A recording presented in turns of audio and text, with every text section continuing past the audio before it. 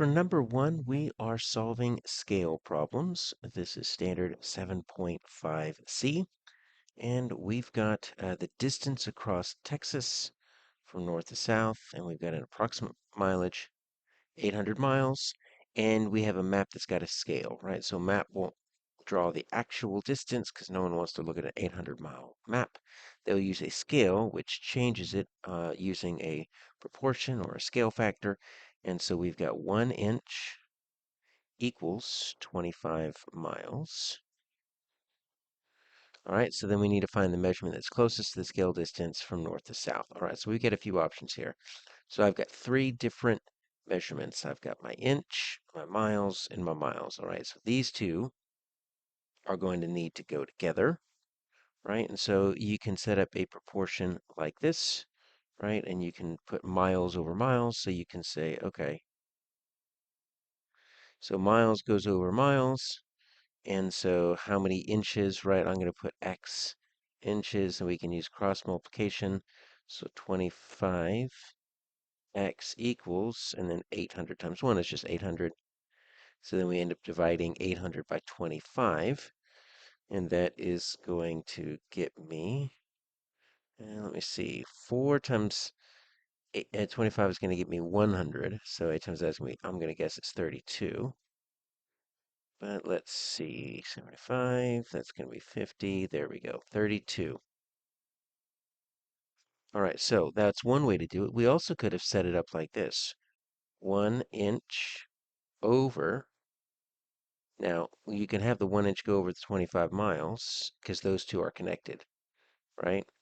And then we can have X inches over 800 miles. Guess what you get? You still get the same cross multiplication. 25x equals 800. The one you cannot do would be, the 1 inch over the 800 miles. Those two are not connected. But either way, our answer here is going to be 32. And let's see how we did across the state of Texas. We actually did pretty well. 78% of our students got this. This is the second easiest item on the test. We're really looking at anything above 60%. That's kind of our threshold of that test. The students are doing pretty good on that item, and 78 is far above that. 5% chose this number, this A, in which you just divided the 800 by 25 to get 32. You did all that work, and then you subtracted that 32 from 800. So 5%, that's just statistical noise. Not sure where they got that. B, you can at least understand 13%. This is just the 800 minus 25. Just not sure how things are set up. And then at least 25, you're identifying the scale factor, but this is just 4% here. So we're not necessarily too worried about this problem. 78%, they did a really good job on this one. And so always a great way to start a test with a really easy item.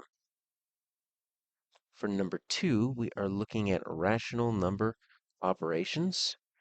This is 7.3a. Pretty straightforward. What is the value of? I have a decimal, I have a fraction. So I could change the 4500s into fractions, but it's not going to help me unless I can get it to have a denominator of 5. So the best thing to do is just to change this into a decimal. And there's a few different ways I can do that.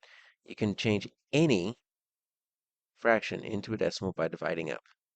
Take your denominator, divide it into your numerator. 5 goes into 2 0 times.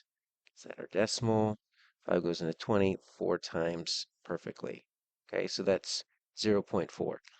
You can also know that if you can multiply something by the denominator to get to 10, 100, or 1,000, those are the first three spots in our place value, right? These are the tenths right here. These are the hundredths. These are the thousandths.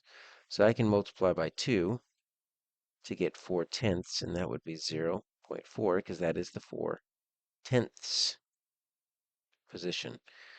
That's another way to do it. Or some of you just might know that fifths, what the fifths are equal to, because that's we worked on benchmark fractions quite a bit in 6th grade. So either way, we've got 0.45 minus 0.4. Now, a little bit tricky here. If you want to put an extra zero after the 0.4 to make it 40 hundredths, then 45 hundredths minus 40 hundredths. That seems pretty simple. We've got that 5 hundredths. So our answer here is A. And even though this does seem pretty straightforward, we did hit our 60% kind of threshold, but that's a lot less than the previous problem.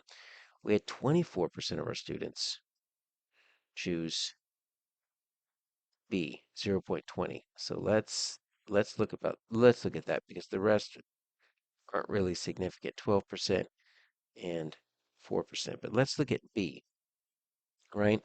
How would you get this? Well, if you don't know how to change a fraction into a decimal, right? The easiest thing would be to make it like this. Now, those two are not equal, but we've got, look at that, 24%, one out of every four students still struggles with changing a fraction into a decimal. Because if you subtract those two, now I get my 0.20. So this is not a problem that really tests rational number operations, even though that's what 7.3a is. This is a problem that tests your ability to change fractions into decimals. So we need to give our students plenty of practice.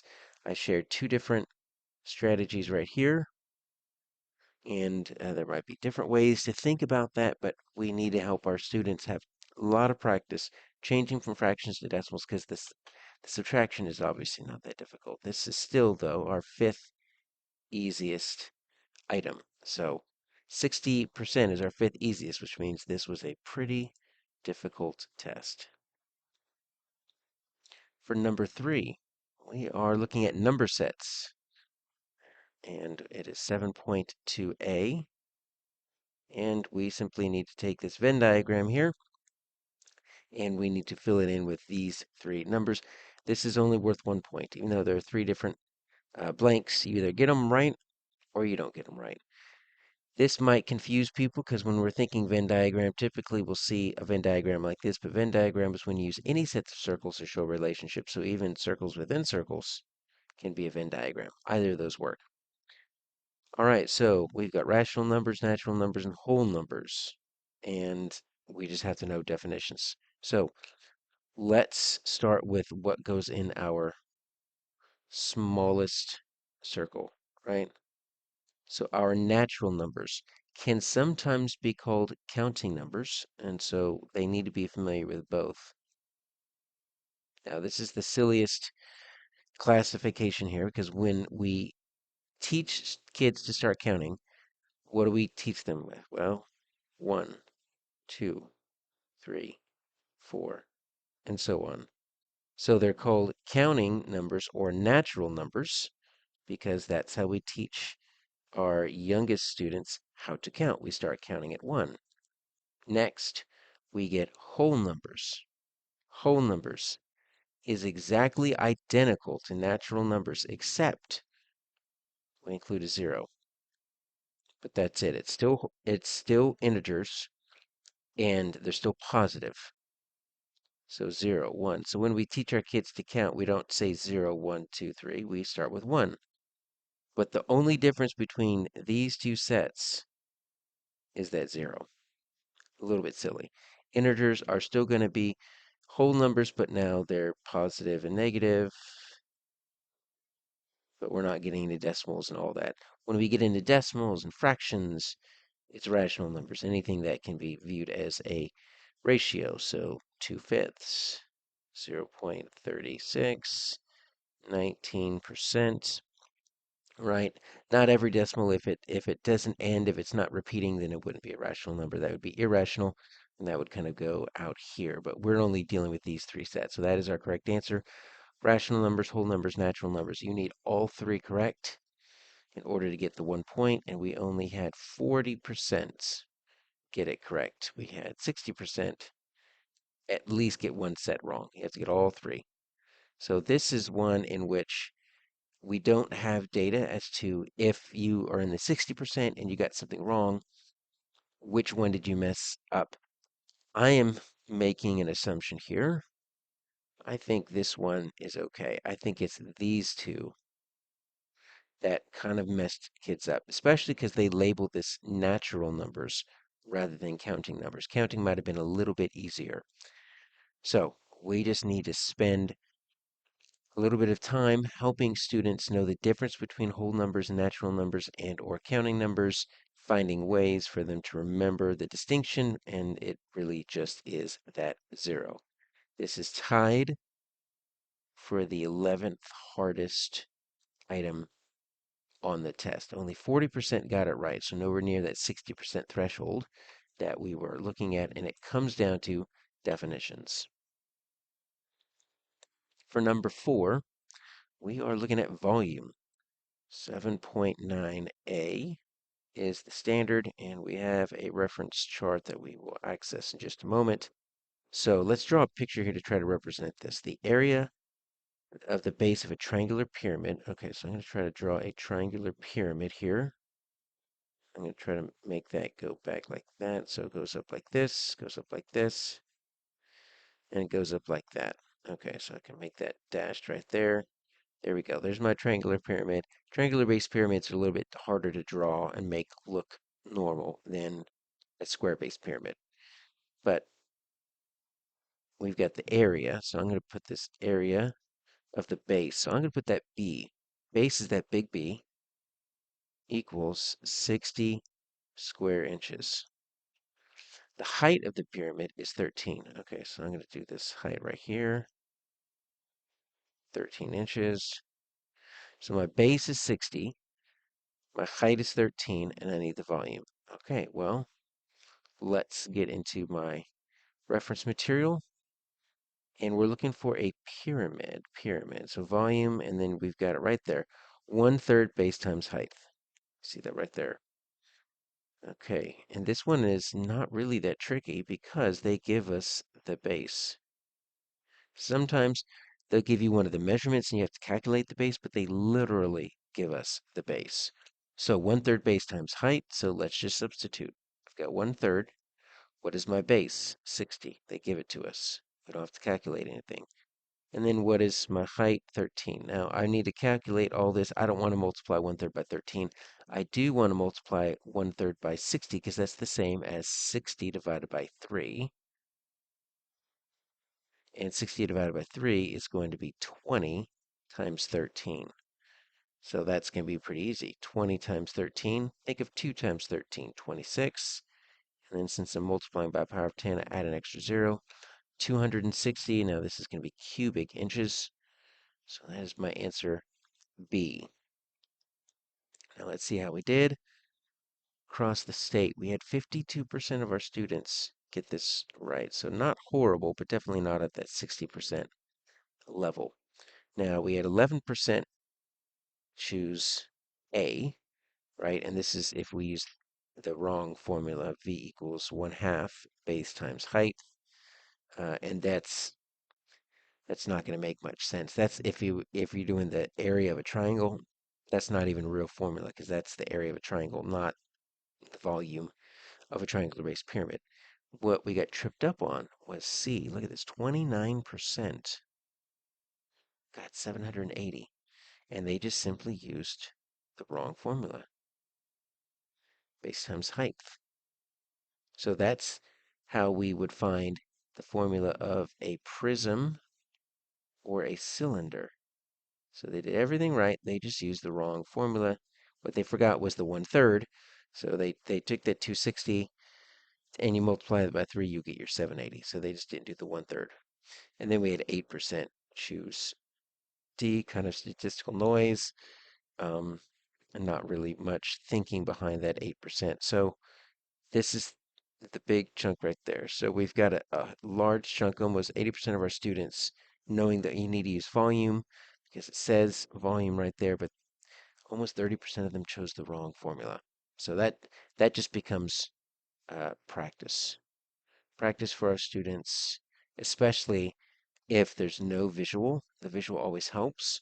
So even having them draw, even if it's kind of a wonky visual like mine right here, that would help them realize, oh, that's not a prism. That's not a cylinder. That's a pyramid. It's our 14th easiest item, so not too horrible. Number 5, we are looking at operational word problems. This is 7.3b. Let's see what we have here.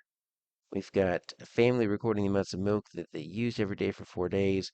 Not sure why in the world they would use all of these fractions to record their amount of milk used.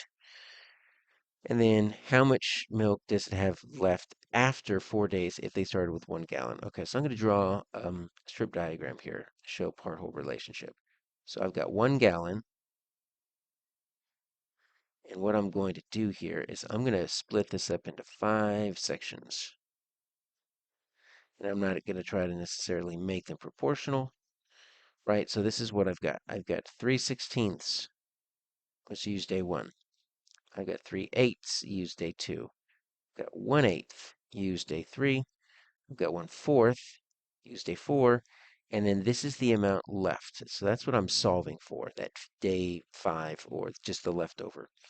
So what I need to do here, as you can see, is I need to add all of these up, subtract it from 1, and that's going to give me my leftover. We can't add if we don't have the same denominator, but look at my denominator, 16, 8, 8, and 4. I can just double my 8s to get to 16. I can quadruple my 4 to get to 16. So that's what I want to do. So I'm going to take my 3/16 plus, let me take my 8s. I'm going to take my 3/8, right? We can make an equivalent fraction by doubling numerator and denominator. So that's going to be 6/16. I could do the same thing with my 8s. 1/8, I'm going to double it, 2/16.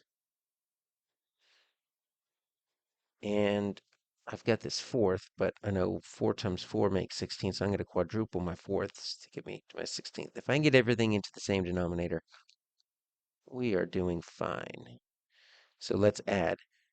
That's going to be 9. That's going to be 6. 9 and 6 make 15. So I've got 15/16 is what this equals. So I don't even really need to subtract. I just need to use number sense. How far away is my 1 gallon from my 15/16? Well, if I get one more 16th, I've got the whole thing. So how much milk does the family have left? Got 1/16 left all the way down there at the bottom. D. Now let's see how we did here. We had only 35%. Get this correct. That is extremely low. On A, we had 19%. Now, I understand 15/16 because what these students did is they did all that work and they just missed this how much milk does the family have left. They missed subtracting it from 1. But if you chose 15/16, I understand that. What I don't understand is 2/9. 27%. That was almost as much as the correct answer. Now, let me show you how we get 27%. Because if you are a teacher watching this right now, this will make you pull your hair out. So if I don't know how fractions work, I'm just going to add everything I can see. So 3 and 3 is 6, 7, 8. 8 and 8 is 16. 2/16 make a 32, and that's going to be a 36. I remember my teacher talking to me about simplifying. So I'm going to divide both of those by 4 because I always need to simplify. And guess what I get? 2/9. Y'all, this is not how fractions work. And we've been adding fractions since 3rd grade. We've been adding fractions with different denominators since the 5th grade. So we still have 1 out of every 4 students that think we can add fractions with different denominators. We need extra practice. We need all kinds of work. This 19% here shows 1/9. You almost did the same thing, but then you subtracted the 1/9 from the 2/9. Don't know why you would do that, but really we're getting a lot of guessing. Overall, a lot of this was guessing. Might have been a little bit of work done to get this 2/9, but we need to go back to the drawing board on this one because this was the 9th hardest item on the test. And once we recognized that you had to add these fractions, right? Even the fractions themselves are pretty easy to work with. 16, 8, 8, and 4. It's not like we had to change we only had to change 3 out of the 4. And 2 of them you could have just doubled. So pretty easy fractions to work with. We just need some extra practice so our students recognize that you can't add fractions with different denominators. For number 6, we are looking at standard 7.6H. That is predictions from simple experiments. And it is a drag and drop. So we've got this table here that is showing us 80 students randomly selected about their favorite type. And we see all of these right here. Add them up, right? That's going to equal 80. So we need to make some predictions about randomly selected students. So this would be a simple experiment. We're going to just pull something out, and we got to fill in the blanks with these items here. So a student is more than twice as likely. Okay, so that's going to be tricky. To prefer blank than blank. So we need to find a relationship here that is going to be more than 2 times. So the easiest way to think about this is, well, what's the smallest and what's the largest number? Okay, so let's think about it like that. Can we say 24 is greater than 2 times, and then let's see, the smallest is 9. Okay, could we say that? Yes, 24 is greater than, that's going to end up being 18. So it needs to be more than twice as likely. Okay, so that could work. Let's see what happens if we keep that 9 and we take the second largest number. The second largest number is 18, right? So could we say 18 is greater than the 2 times 9? No, that doesn't work because it's equal to, so we can't do that. And if we keep our 24, we take the second smallest, it's going to be 14. Is it greater than 2 times 14? Now that's going to be 28. All right, so there's only one set of numbers that fulfill that first sentence. Action as the largest, nonfiction as the smallest. So let's go ahead and put that in there. Students are more than twice as likely to prefer action than nonfiction. All right, so we've got that. Let's check our second sentence. Student is equally likely to prefer action as prefer nonfiction or. Okay, so prefer action. Action is 24. Instead of more than, it's equally. So equals nonfiction or. So that means we're going to add these two together. So nonfiction is 9. 9 plus unknown. All right, so that's a simple problem. 9 plus what makes 24, right? That's going to be 15. And so we see our fantasy fulfills that need of 15. So we can put that in there. All right, so that is going to be our complete and correct answer. This is a 2-point problem. So you needed to get all 3 correct to get both points. And we struggle with this. Only 11% of our students got all 3 correct. 11%. 51% got 1 point. So that's going to be 2 correct. Put these together. What you do is you basically take half of this. That's about 26 if you round up. Add that 11. You're looking at 37% correct because you get half credit for the 1 point. So 37% correct. Extremely difficult. When we add 37%, just get 0 points. That's 0 or 1 correct. So we're interpreting this information here. My guess, we don't know which items were the most difficult out of these 3. I'm thinking we did okay with this one. I'm thinking we actually struggled a lot with this right here. If I had to guess, I would say that students got these 2 correct, and my guess would be that they struggle with this, and they probably put biography. Now, why would they put biography? Well, biography is twice as likely, okay? So that's 18, and that's 9.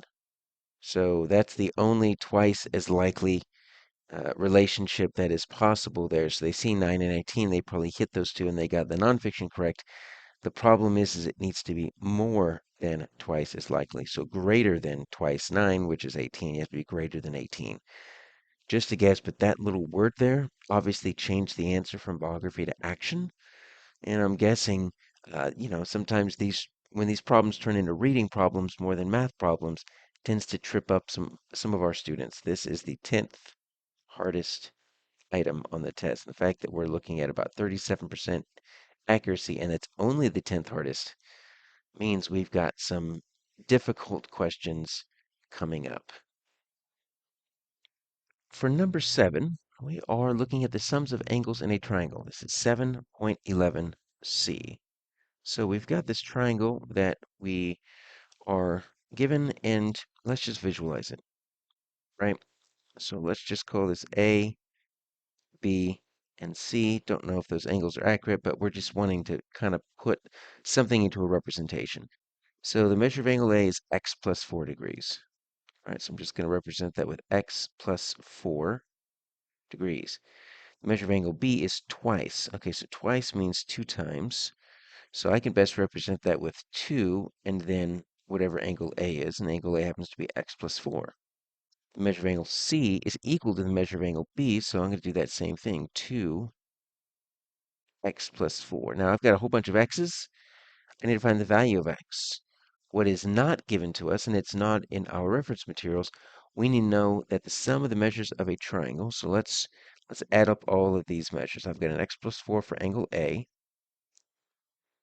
I've got a 2x plus 4 for angle B, and I've got a 2x plus 4 for angle C. What does any triangle, no matter the shape, whether it's obtuse, whether it's acute, equilateral, isosceles, right triangle, any of those, they all equal 180 degrees. So we just need to keep that in mind. Every triangle, sum of the interior angles equals 180 degrees, no matter the type of triangle it is. So even though there's a lot of terms, I can combine them, and I can actually combine them pretty simply. Because look at, I have a whole bunch of x plus 4s. How many x plus 4s do I have? I've got 1, I've got 2, and I've got 2. So 1, 2, and 2, that make 5x plus 4. So I can combine all of these. I can say I've got 5x plus 4s, and that's going to equal 180. Still need to distribute, I just don't have to add so much at the end.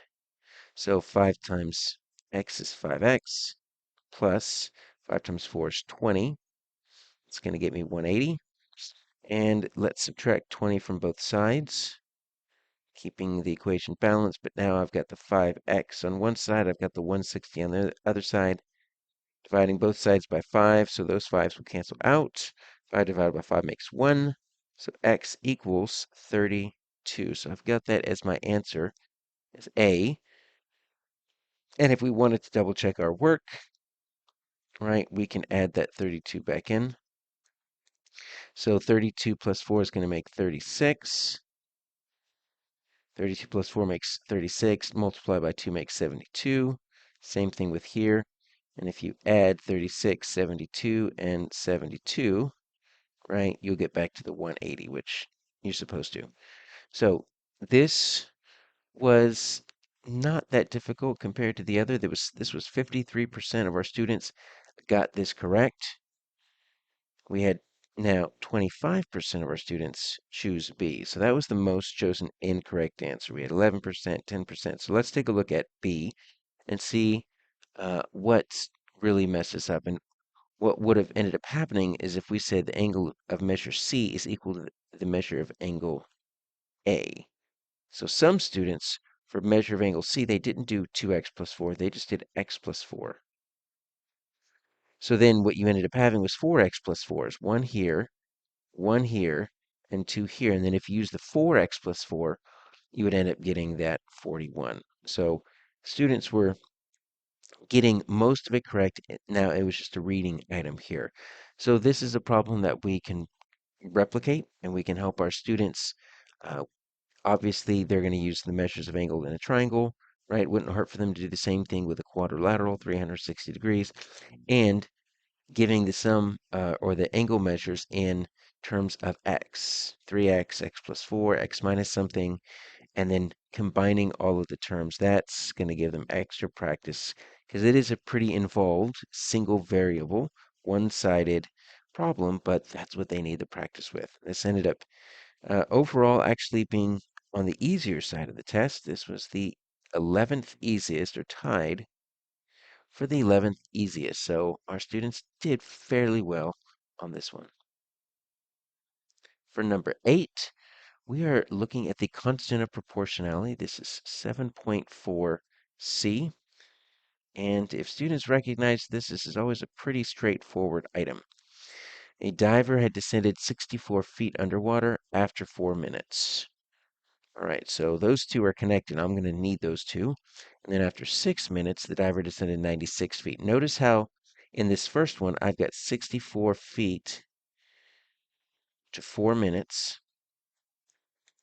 And then on this one, they give it to me in reverse order. The 6 comes first, and the 96 comes. I'm going to flip that because I've already established that I want to put my feet first. Okay? So 96 feet to 6 minutes, just in case if I need to make a table or something, I always want to put those in the same way. So what is the constant of proportionality? Now, that is k. And they go ahead and give us the y and the x. So the number of feet is y. Okay, so I made my xy table. I made it a little bit backwards. That's my y. And the number of minutes is x. But that's going to be fine because look at our reference material. Constant of proportionality, k equals y over x. So the change in the y over the x. So that's what my k equals.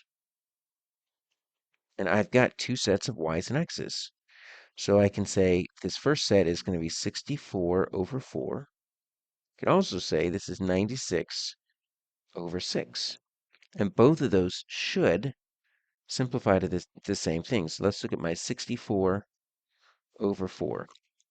And in case you're not sure of how to simplify that, you can, if it's even, just divide it by 2 until you can't divide it by 2 anymore. So that's going to be 32 divided by 2. Let's divide it by 2 again. Cut it in half. That's going to be 16 over 1, or plain old 16. So I'm thinking my k equals 16.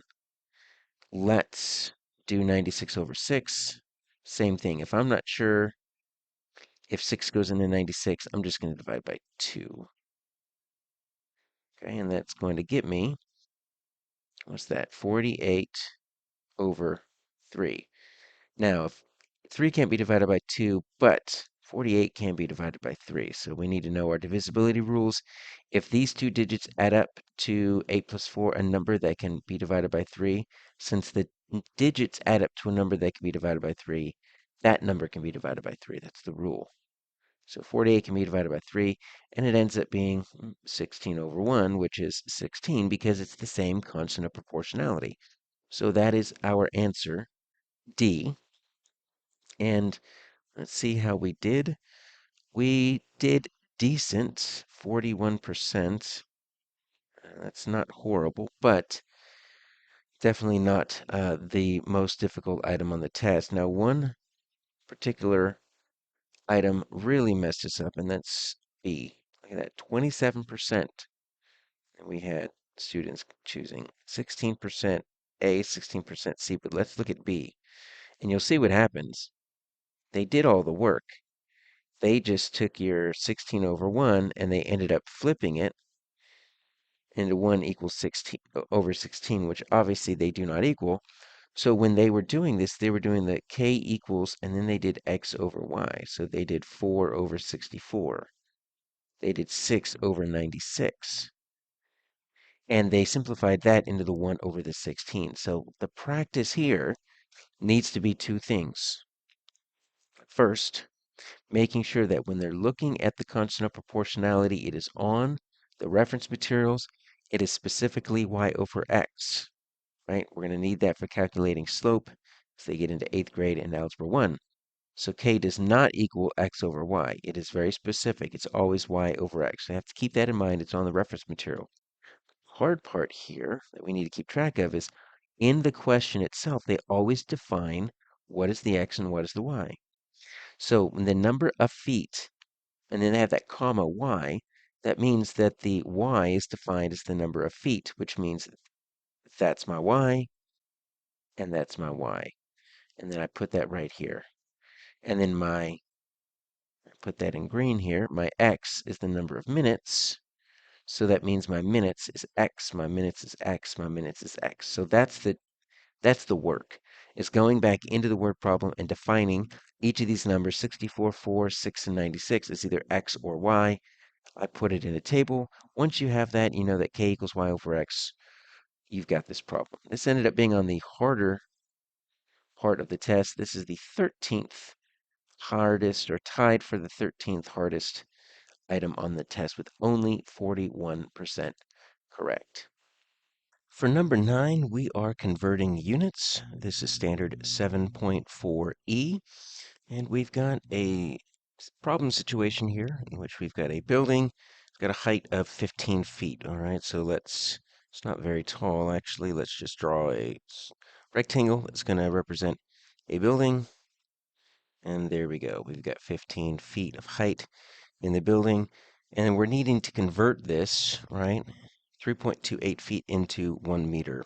So we need to find the measurement of the building in meters. Well, every 3.28 feet equals 1 meter. So, right, if we were to kind of approximate that, we'd say, well, maybe that's a 3.28, and that's a 3.28. Maybe that's a 3.28, right? So that's our question. If my total is 15 feet, how many 3.28s can I get out of that? That's my question. And honestly, I don't really feel like doing a division, because that's what it would take, right? 3 and 28 hundredths divided into 15. See how many groups there are. I'm going to have to multiply both by 100, right? So let's just see if I can estimate first, right? So if I just round 3 and 28 hundredths to the nearest whole, right? That 3 and 28 hundredths is a lot closer to 3 than it is to 4, because the halfway point is 3.5. So I'm just going to make this 3 just to approximate. Well, 3 goes into 15 5 times. So I'm thinking it's going to be around 5. Okay? And look, I've got around 5. Okay, that rounds up to 5. Look how much larger all of these are. That is just so much larger, to where I don't even really need to do any more math, because what we're doing here is we're either multiplying, we're subtracting, we're adding, we're really doing all of the different operations. Okay, so what we're seeing here on A is 15 divided by 3/28 hundredths. What we see here on B is 15 minus 3/28 hundredths. Well, you don't subtract, right? What we're seeing here is you multiply 3/28 hundredths, and then, yes, you guessed it, 15 plus. So it's all four operations. You could also set up a proportion if you wanted to do it that way, right? So we had a building is 15 feet over unknown amount of meters, and then set up the ratio that you've got over here, 3.28 feet over 1 meter. Now, if you cross multiply, guess what you get? You get 15 equals 328 times your box. You end up having to multiply or divide both sides by the 3.28. So either way you set it up, you're going to have to divide 15 by that 3.28. You're not subtracting, you're not multiplying, you are not adding. So our answer here is A. We don't even need to do the actual division. We can just use estimation and our knowledge of operations. Now let's see how we did. Our correct answer here received 47% of our students' choices. So below 50%. We had 13% choose this. Now, we did have, I will say, at least 30% choose C.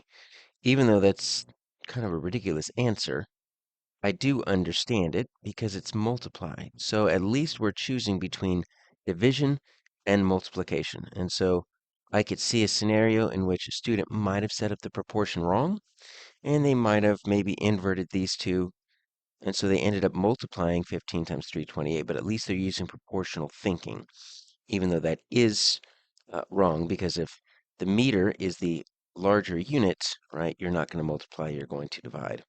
So this was ultimately tied for our 17th most difficult item on the test. Kind of middle of the road.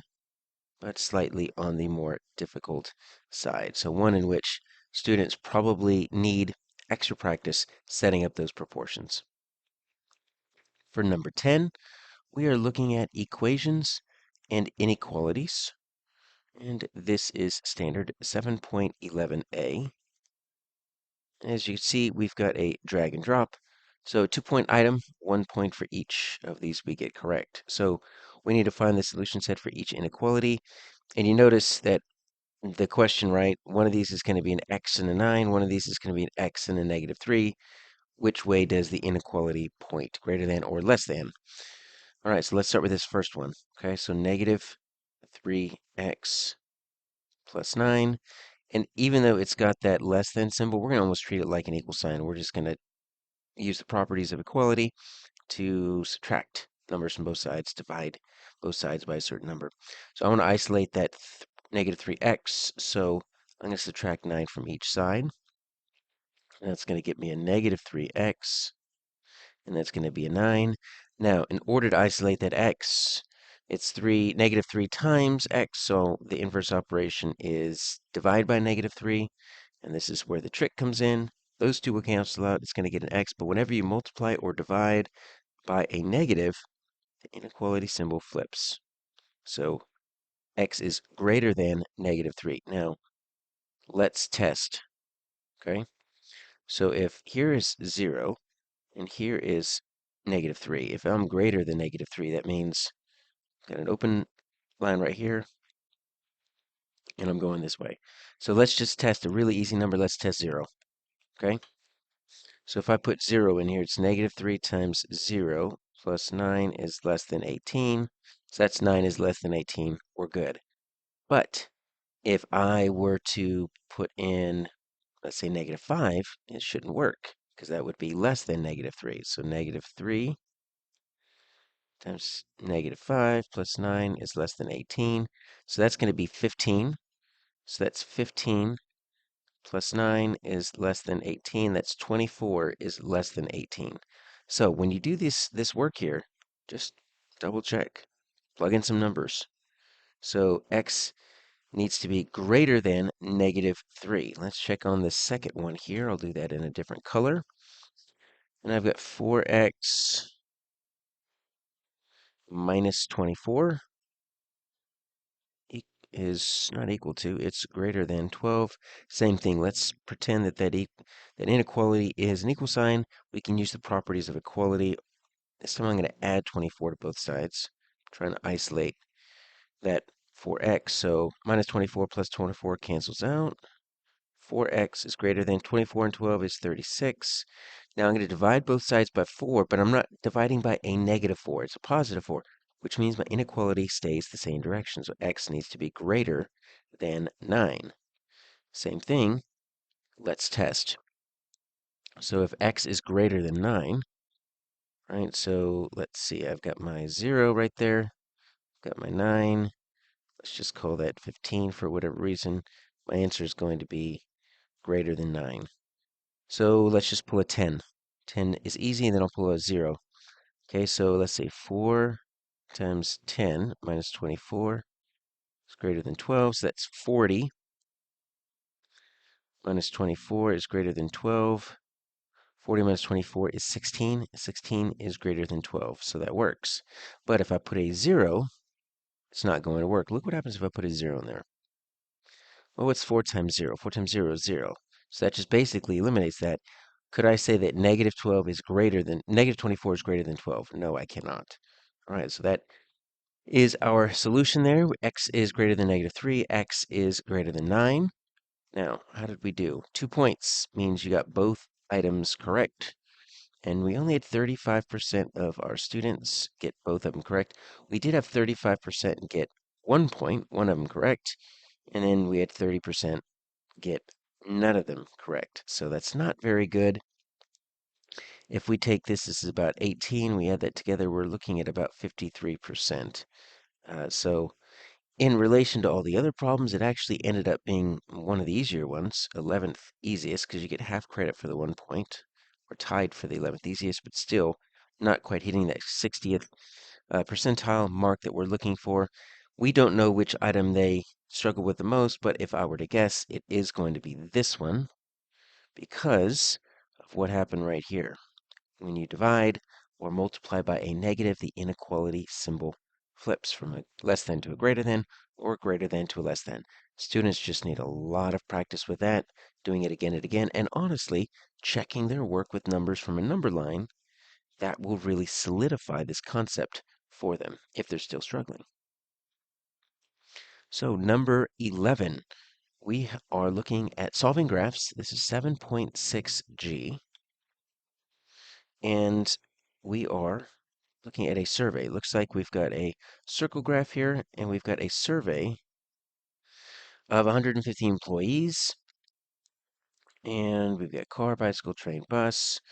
All right, so how many more? So we're going to compare car, then bicycle. Okay, so I'm just going to say car minus, I'll just substitute bike for bicycle, because that's what we're asking for here.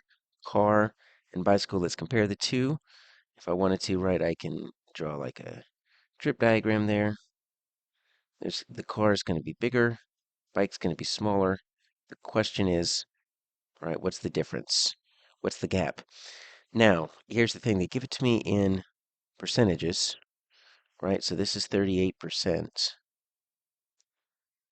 And I don't even have a percentage for bicycle. I do know that circle graphs need to add up to 100%. So what I can do is first, let's figure out the percentage for the bicycle. 38, 20, 32. All right, 8 and 2 make 10. Right, so that's going to be 4, and that's another 5. That's 9. Okay, so that's 90. So which means this needs to be 10% because all of these need to add up to 100%. And 90 gets me 10% away. Now, here is where the trick comes in. The car is 38%. The bike is 10%. If you subtract 38 and 10, you get 28. That is an answer choice. That is also, let's move this down a little bit, incorrect. This is where the trick comes into this problem. You only have 38 people if there are 100 people surveyed, because this is a percentage. This is a percentage of the whole. You only have 10 people if there's 100 people surveyed, because that would make an easy 38% of 100 is 38. 10% of 100 is 10. I don't have 100 people. I've got 150. So before I can finish this, I need to figure out what exactly is 38% of 150. So 38% is going to be 0.38. See, I've got to multiply that, and that's going to be 38% of 150. So that's going to be 0, it's 40, it's 120, and 0, that's 15, that's 3, and then that's 4. Now it looks like 5,700, but remember we've got two digits behind the decimal, I need 2 digits behind the decimal. So really, this 38% is actually 57 people. So that's the trick.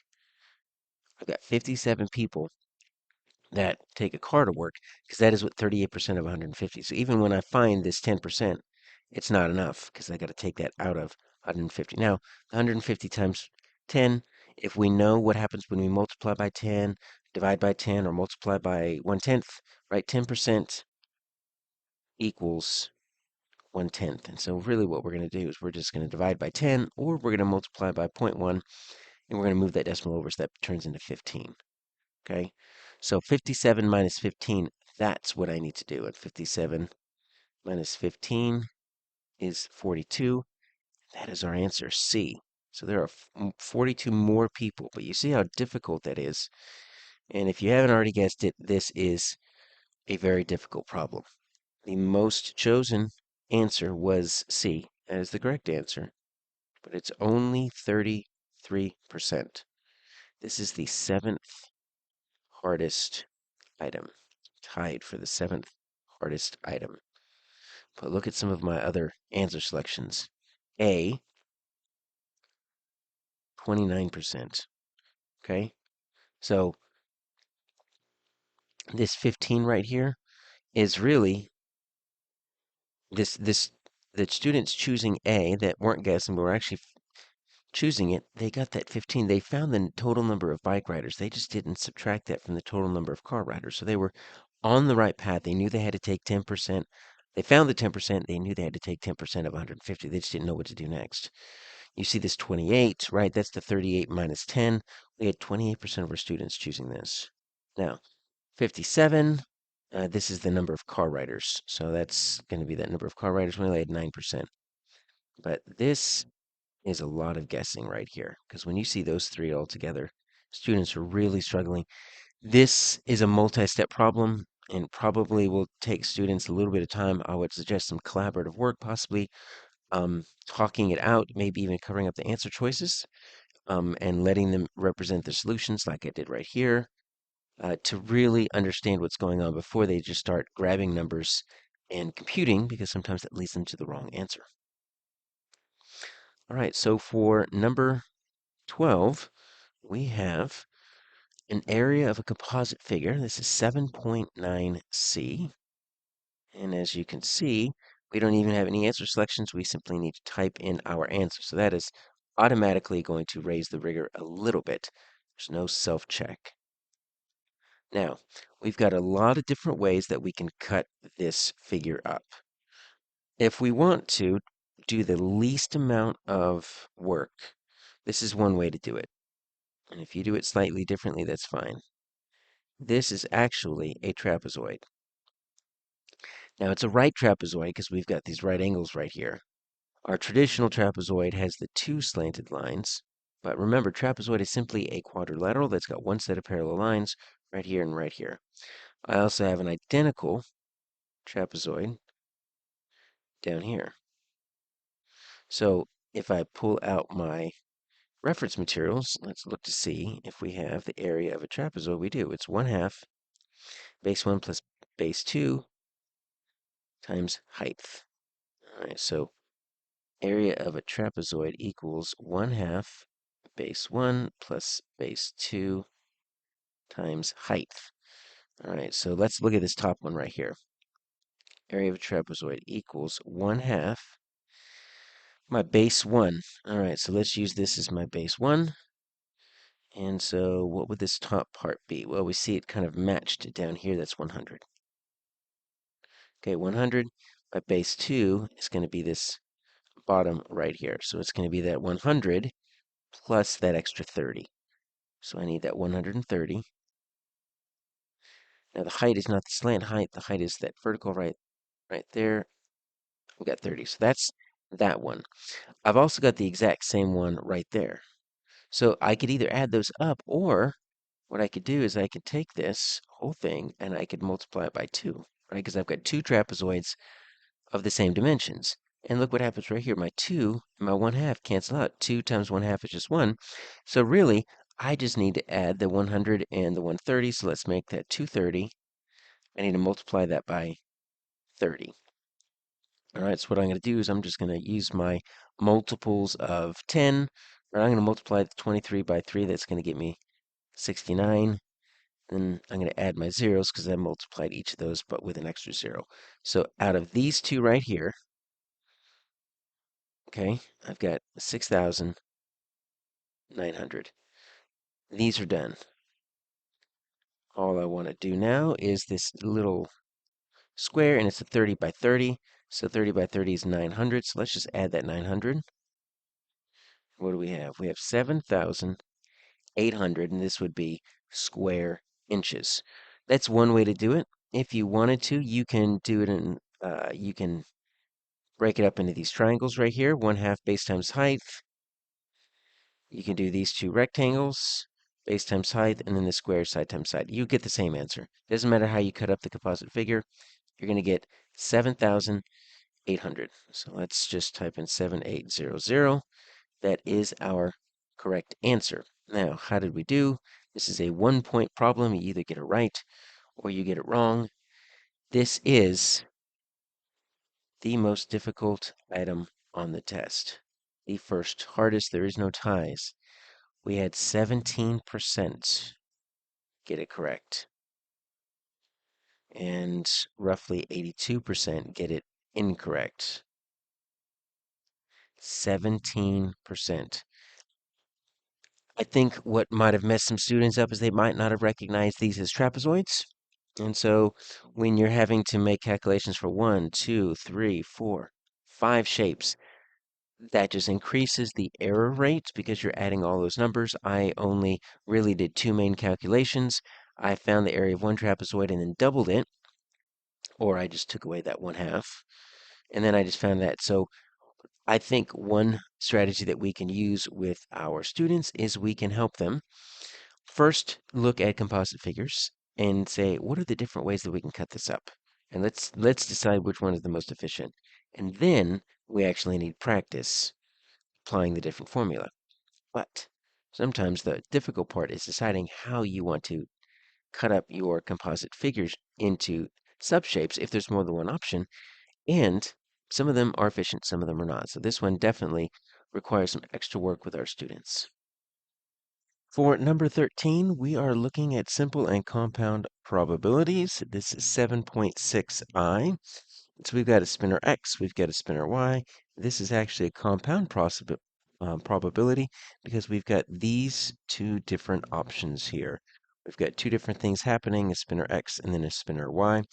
So if they're both spun at the same time, what is the probability that x will land on 2? So this is what we want spinner x to land on. Y will land on blue. So we want a 2 blue between the x and the y. What is the probability? Well, one way we can do this, if we're not sure about the shortcut, is just to make a sample space. So if I were to roll a 1 or spin a 1, what are my options? Well, I could have one with red, I could have one with green, I could have one with blue. Those are all the combinations I can have if my spinner lands on 1. What if I've got a 2? I can do the same thing. 2 red, 2 green, and then let's put that 2 blue. Now that's the one I'm looking for, the 2 blue. But that's not it because I can also roll a 3 or spin a 3. I'm going to get 3 red, 3 green, and let's get a 3 blue. And then I've got a 4, 4 red, 4 green, and 4 blue. That's it. I've listed every possibility with my 1s, my 2s, my 3s, and my 4s. And so, as you can see here, I've got 1 landing on the one I want, a 2 and a blue, and there are 3, 6, 9, 12 total possibilities. Right, so that's going to be my answer, is that 1/12. Now, there is another way that I could do this a little bit quicker. I could look at the probability of each of these individually, because individually they're simple probabilities. Put them together, and they're a compound probability because you need more than one thing happening perfectly. What's my probability of getting a 2 on spinner X? Well, there's 1, 2 out of 4 total possibilities. What is my probability of getting a blue on spinner Y? Well, there's 1 blue out of 3 possibilities. So you can multiply your simple probabilities to get your compound probability. 1/4 times 1/3. Multiply the numerators 1, multiply the denominators 12. So either way, our answer here is going to be B. Now, how did we do on this problem? Well, not too good. We only had 33% of our students get this correct. This was tied for our 7th most difficult item on the entire test. What made it so difficult? Well, let's look at some of the most chosen incorrect answers. We had more people choose C than choose B. We had 41% of our students choose C. What is it about C? Well, how many events are we looking for? We're looking for 2 events. We're looking for a 2 and we're looking for a blue. How many total possibilities are there? 1, 2, 3, 4, 5, 6, 7. That's not how compound probabilities work. But unless you are thinking about compound probabilities basically being a series of simple probabilities, you might think, okay, I need these 2 things out of 7 total. 41% of our students thought that was the answer. Next, 19% thought 7/12 was the answer. So we added the total number of sections for the numerator and then multiplied them by the denominator, right? So you've got 7 total sections there, if I just add straight across and then multiply 3 times 4, right? So down there, so it's really a 3 plus 4, 3 times 4. Not sure why that would work. Maybe students think they have to multiply something. When we get down to 1/2, it's just statistical noise, 7%. So this really makes us think, looking at C, this gives us a really large misconception about how compound probabilities work. And so probably the simplest thing to do is, before we go straight to our shortcut of just multiply the two simple probabilities, list out the sample space. If we can give our students practice on listing out in an organized manner the sample space for that compound probability, taking into account both spinner x and spinner y, they will see that there are 12 possible options. Then we can take them into that shortcut of multiplying the probability of each simple probability, but that is probably a little bit more on the back end. On the front end, let's have them practice listing everything out.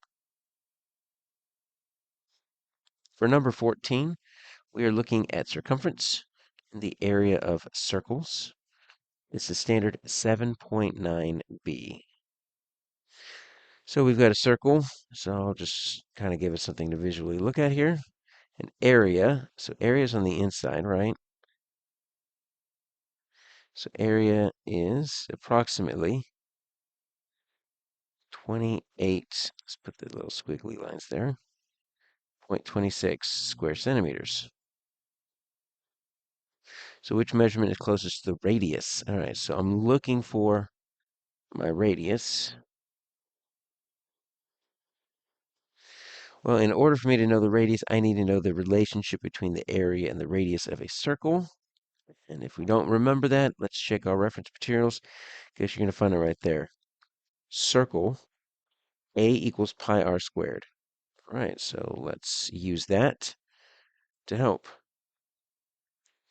If A equals pi r squared, and I know my A is 28.26, okay, so I'm just going to substitute that in.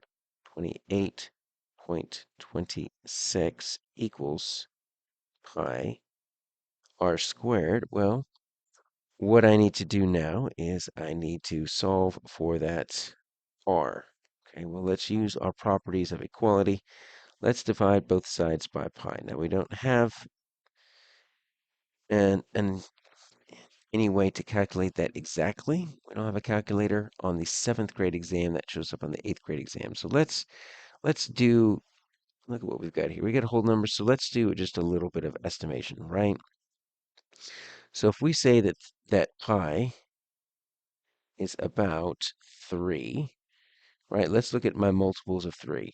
It's really 3.14, but as our best estimation, without getting into all the different digits, because it is irrational, let's say it's about 3. Well, this 28, right? I'm thinking of multiples of 3, and that's closest to about 27. So if the circumference is about 27, right? So what I'm going to just say is that for our purposes here, 28.26 divided by pi is going to be 27 divided by 3.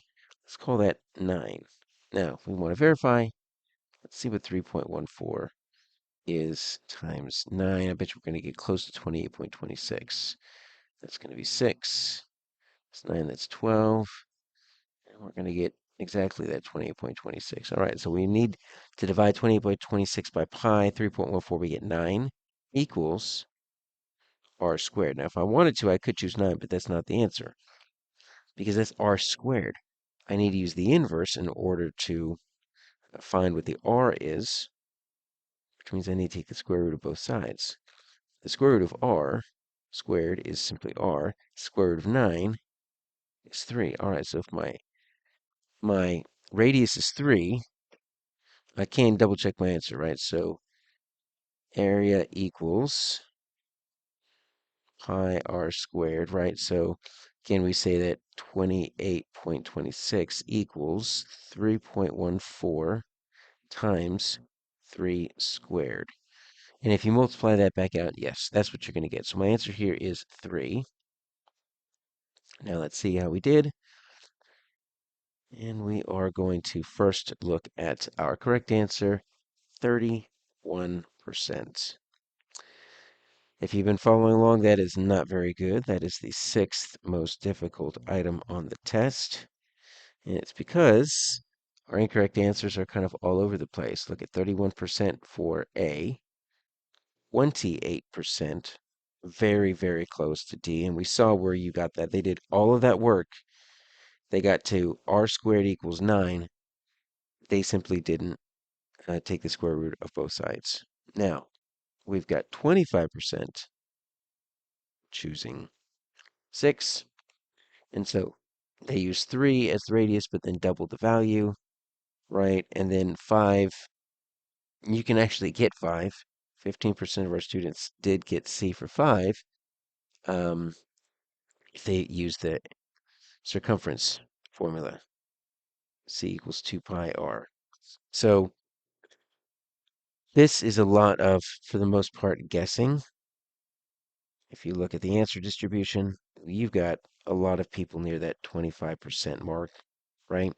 There were a few people that understood that 31%, but look at, if you take those away from there, add it back to the C, you got straight guessing all the way down. So this one is extremely difficult, and I completely understand. Because even if they did understand how to set it up, if you get to this point, 28.26 equals pi r squared. And you're supposed to simplify that without a calculator. We just need practice. It is possible. You saw how I estimated to kind of get close and then I double check my work. But our students just need practice with that because I can understand why that might be daunting. And at that point, they might just say, well, let me just guess and see what happens. For number 15, we are looking at slope-intercept form. This is 7.7a. And while it might seem like it's a pretty simple problem because there's just that one question, it's actually got quite a few steps. Which graph best represents a line where each value of y is 3 more than 1/2 the value of x? Well, let's turn this into an equation first. And they give you the equation right here in verbal form. Y is, so I'm just going to write that down as y equals 3 more, that's 3 plus 1/2 the value of x, 1/2 times x, which I can just represent with 1/2, and then the x. So this equals this. If you can get this, your step one. And I can flip this around if I want to turn this into y equals mx plus b form or slope-intercept form. Use the commutative property. Just flip the 1/2 x and the 3. Now, that's the first step, but now we need to turn this into a graph. We've got two different options here. And let me go with the slower option in case we're not sure how to evaluate the y equals mx plus b, because that actually turns into more of a algebra, 8th grade algebra 1 of being able to analyze the different uh, parts of this equation, but this equation actually tells me everything I need to know about where the graph is. But if we don't know that, we can always choose a table of values. So take a look at all of our graphs. They all go from -5 to 5. So I just want to plot a few points, and let's make them easy. Let's just plot some of the easiest points to calculate. Let's plot x is -1, x is 0, and x is 1. And let's just plug those in. Okay, so if we just plug those in, y equals 1/2. My x is -1 plus 3. So that's going to equal 1/2 times -1 is -1/2 plus 3. So it's like 3 minus 1/2. That's going to equal 2.5. I'm going to make that in decimal form. 2.5. 2.5. So the next one, y equals 1/2. Make my x 0 plus 3 equals nothing. So let's just do 0 plus 3. That's pretty simple. It's 3. And then y equals 1/2 x is 1 plus 3. So that's going to equal 1/2 times 1 is 1 plus 3. So that's 1/2 plus 3, and that's going to be 3.5.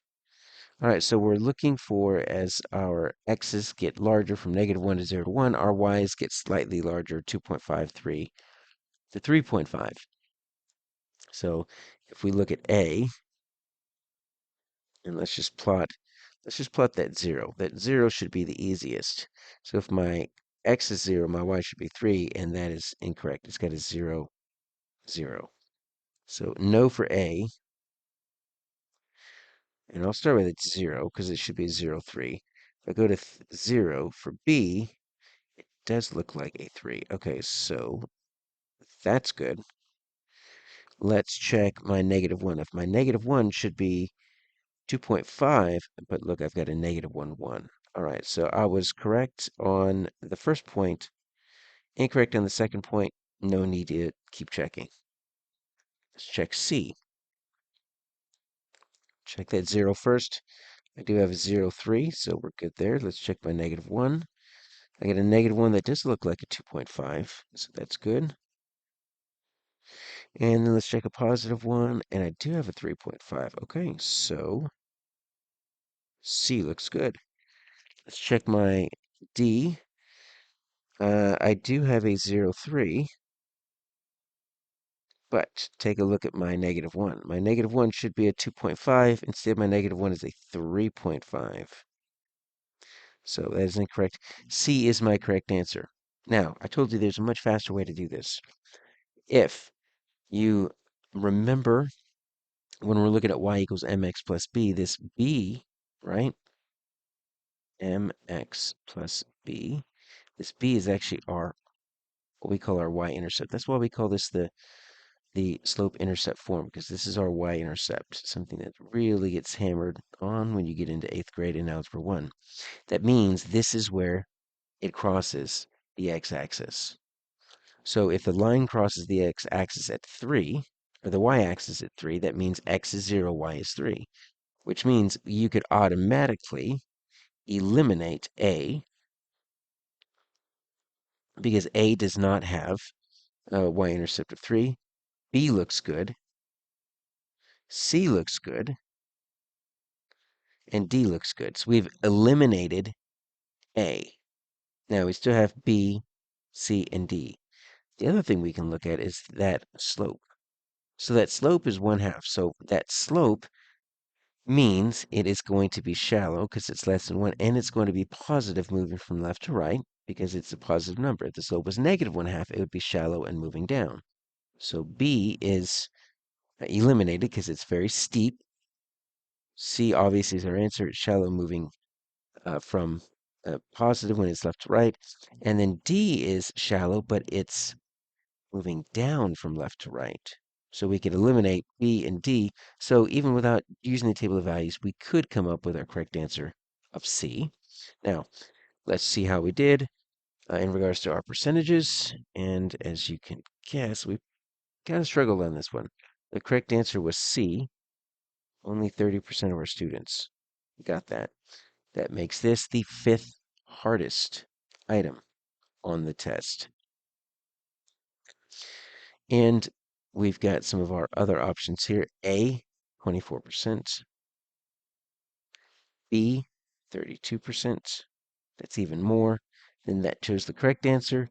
And D, 14%. So we've got not so much with D, but with these three, we've got a lot of guessing here because these percentages are very, very similar. And honestly, I think probably the biggest challenge is this initial part, taking our initial verbal description and turning it into that. If we can focus on that, then we can easily turn it into a table of values. Because this A, let me show you the actual equations these are showing. Y equals 1/2 x. So if you are using the verbal description, you just focused on that 1/2 x. You didn't get the 3 more. B, the actual most popular, was y equals 2x plus 3. So they got the plus 3, but instead of the 1/2 x, they did the 2x. And then our D was y equals 3 minus 1/2 x. So instead of 3 more, they thought it was 3 less, and they thought that was a minus 1/2 x. So there's a lot of different ways to do this problem.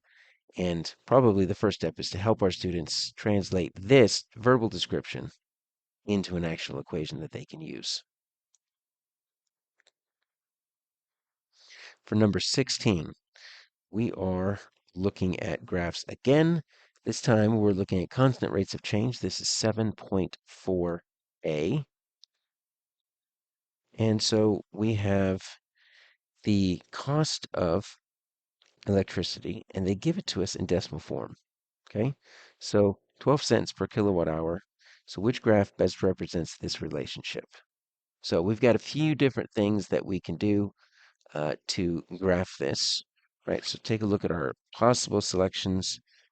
All of our y values go from 0 to 12. All of our x values go from 0 to 12. So once again, if we're stuck, let's make a table of values, okay? So let's look. If we were to go for x is going to be kilowatt hours used, okay? And then my y value is going to be cost in dollars. And that's going to be important because it's cost in dollars. Well, they say the average cost is 12 cents per kilowatt hour. That means if I had 0 kilowatt hours used, I'm not charged anything. If I had 1 kilowatt hour used, I've got 12 cents, 0.12. Okay? So what if I had 2? Well, it's a 12 and a 12, 24. What if I get 3? Add another 12, 36. 4, you notice I'm just counting by 12s here, 48. I've used 4 kilowatt hours. I haven't even used 50 cents yet. So this is what I want you to notice. That's 0.12, very shallow. Let's see how long it takes me to even get above a dollar. So that's going to be 72. Starting to run out of room here. 84. Look at that. 8 is going to get me 96. So that next one would give me over a dollar. So I'm at 8 hours and I'm not even at a dollar. And look where the dollar is on these graphs. That's the dollar.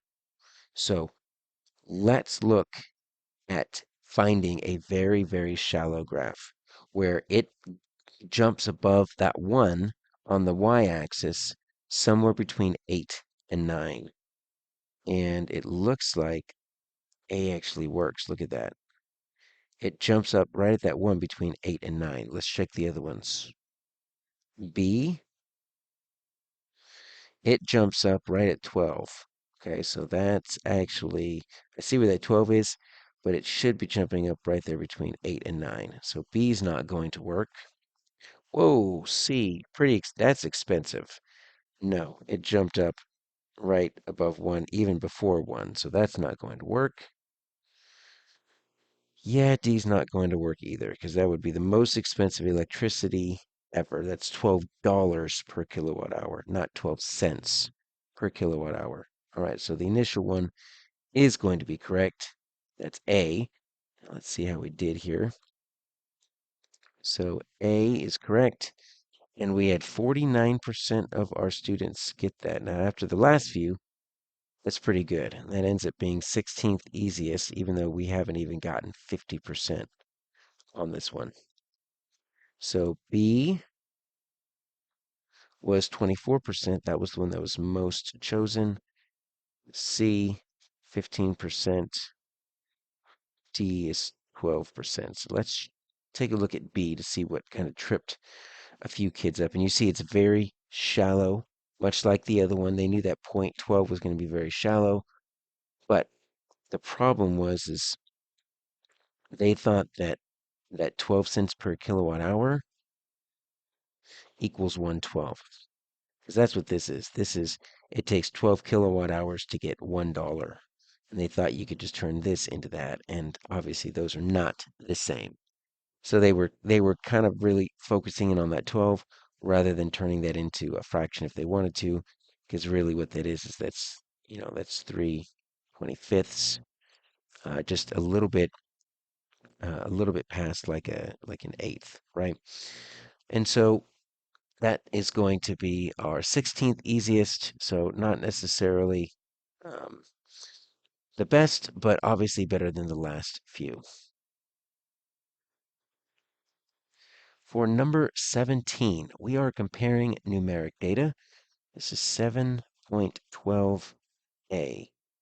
And we've got two different box plots that we need to compare. We got sales teams X, we got sales teams Y. There's a lot of different things we can do with box plots. Let's go ahead and take a look at what they're asking us here for. So we've got range. Okay, so we need to calculate range for each. We need the interquartile range for each. Okay, so I'm going to put IQR over here for each one. The mean for each one. So I will just stick that right there. And then the IQR again. Okay, so let's just calculate these three for each. We'll start with range because that was the first one. All right, so the range for this first one, that looks like it's a little bit before that 125, but let's assume that's at the 125 and that's at the 70, okay?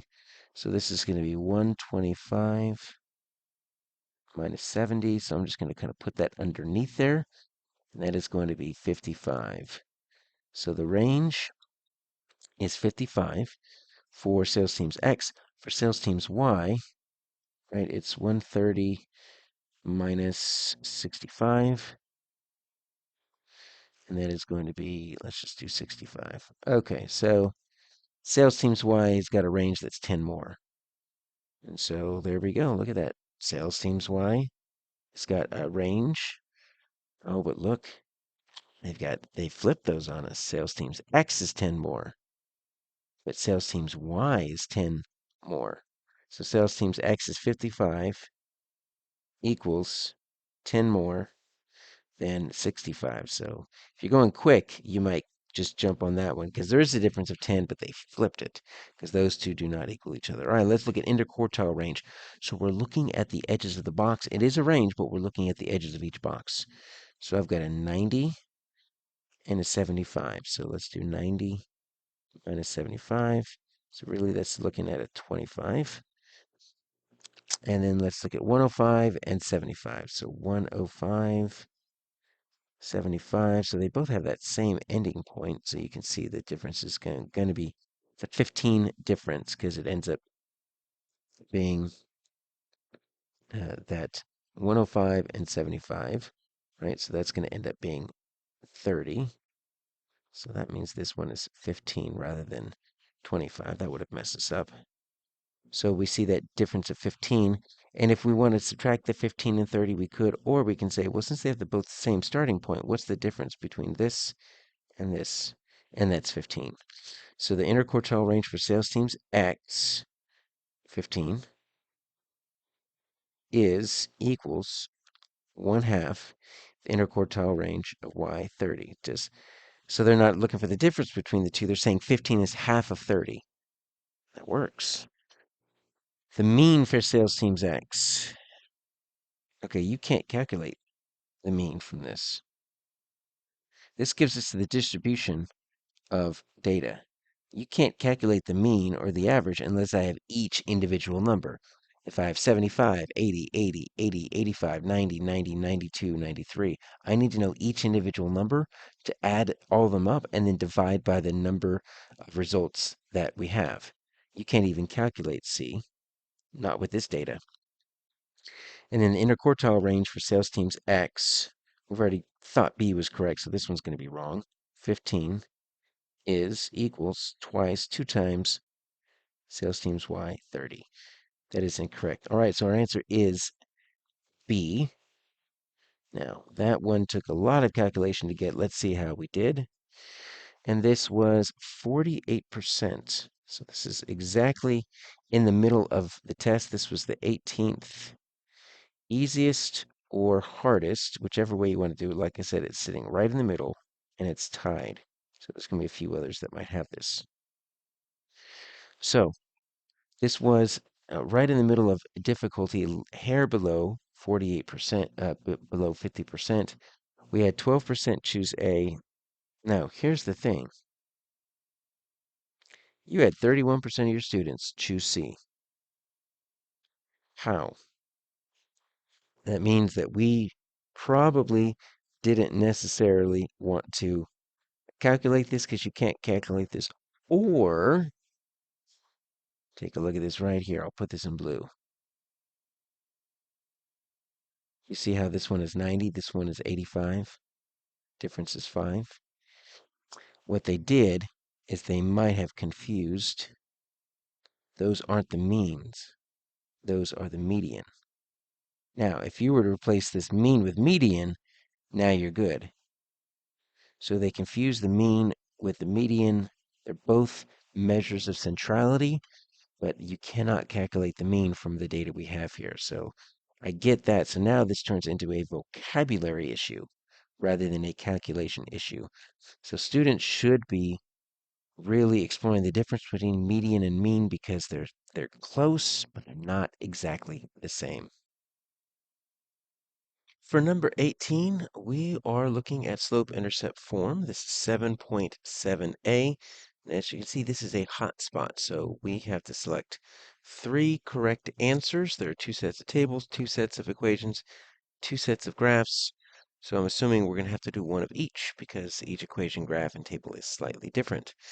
So we've got Carson here practicing each day to prepare for an upcoming race. He starts each day by running 2 miles and then walking at a rate of 4 miles an hour. Okay, so 2 miles and plus 4 and then MPH. All right, so this seems like this is a set number, and then this can just increase. The 4 can increase. So let's take a look at the variables because they're going to define that for us. Which representations show the relationship between the total number of miles he covered in a day, y. All right, so they're going to define y as the total number of miles in a day. So let's have that over on the side because that's going to end up being what happens when you add up the walking and the running. And x is the number of hours he walks. So this is the walking right here.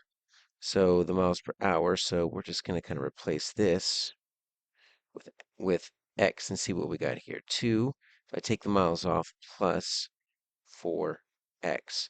Now, if I wanted to kind of flip the 2 and the 4x, we would actually get it into slope-intercept form, 4x plus 2. So slope-intercept form looks like this.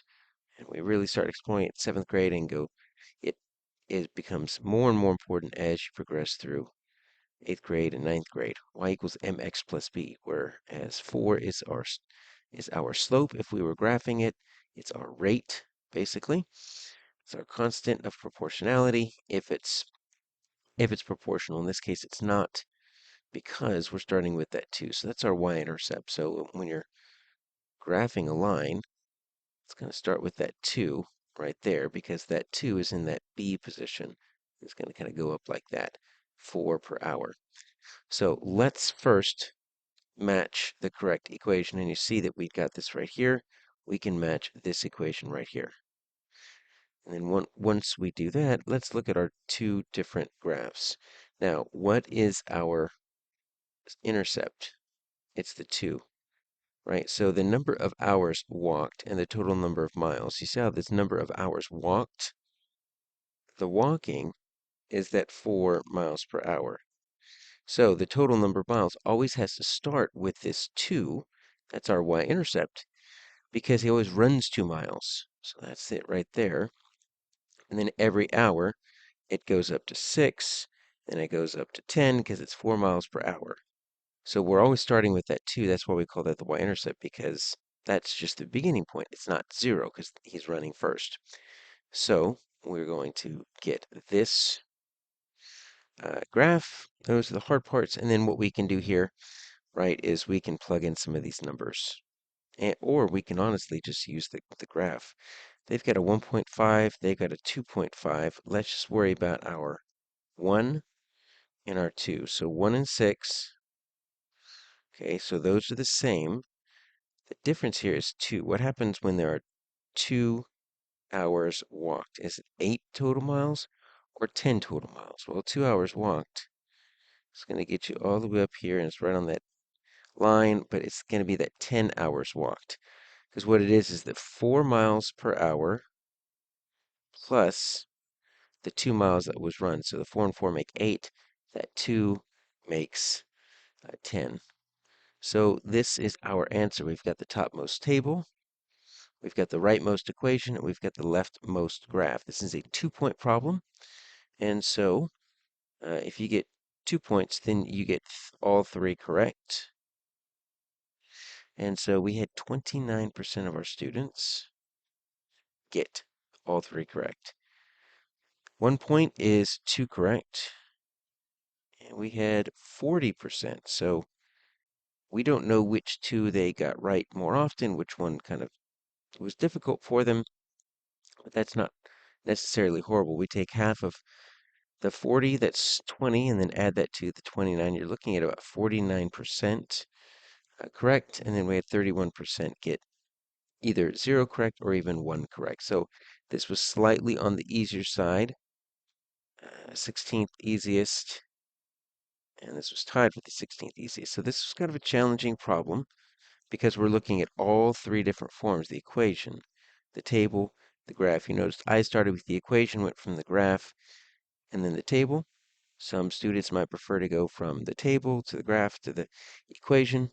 There's many different ways to do that, but this is a good practice opportunity for our students to take any problem situation like this and have them start with one or the other. Have them solve a problem and create the table first, and have them solve the problem and create the graph first, and then have them solve a different problem, create the equation first, and see which one is most natural for them. We want to provide them options and tools when they are solving this on their own. For number 19, we are solving scale problems. This is 7.5C. And we've got 2 different triangles. They are similar, which means that they are proportional. So we can use a proportion to represent the relationship.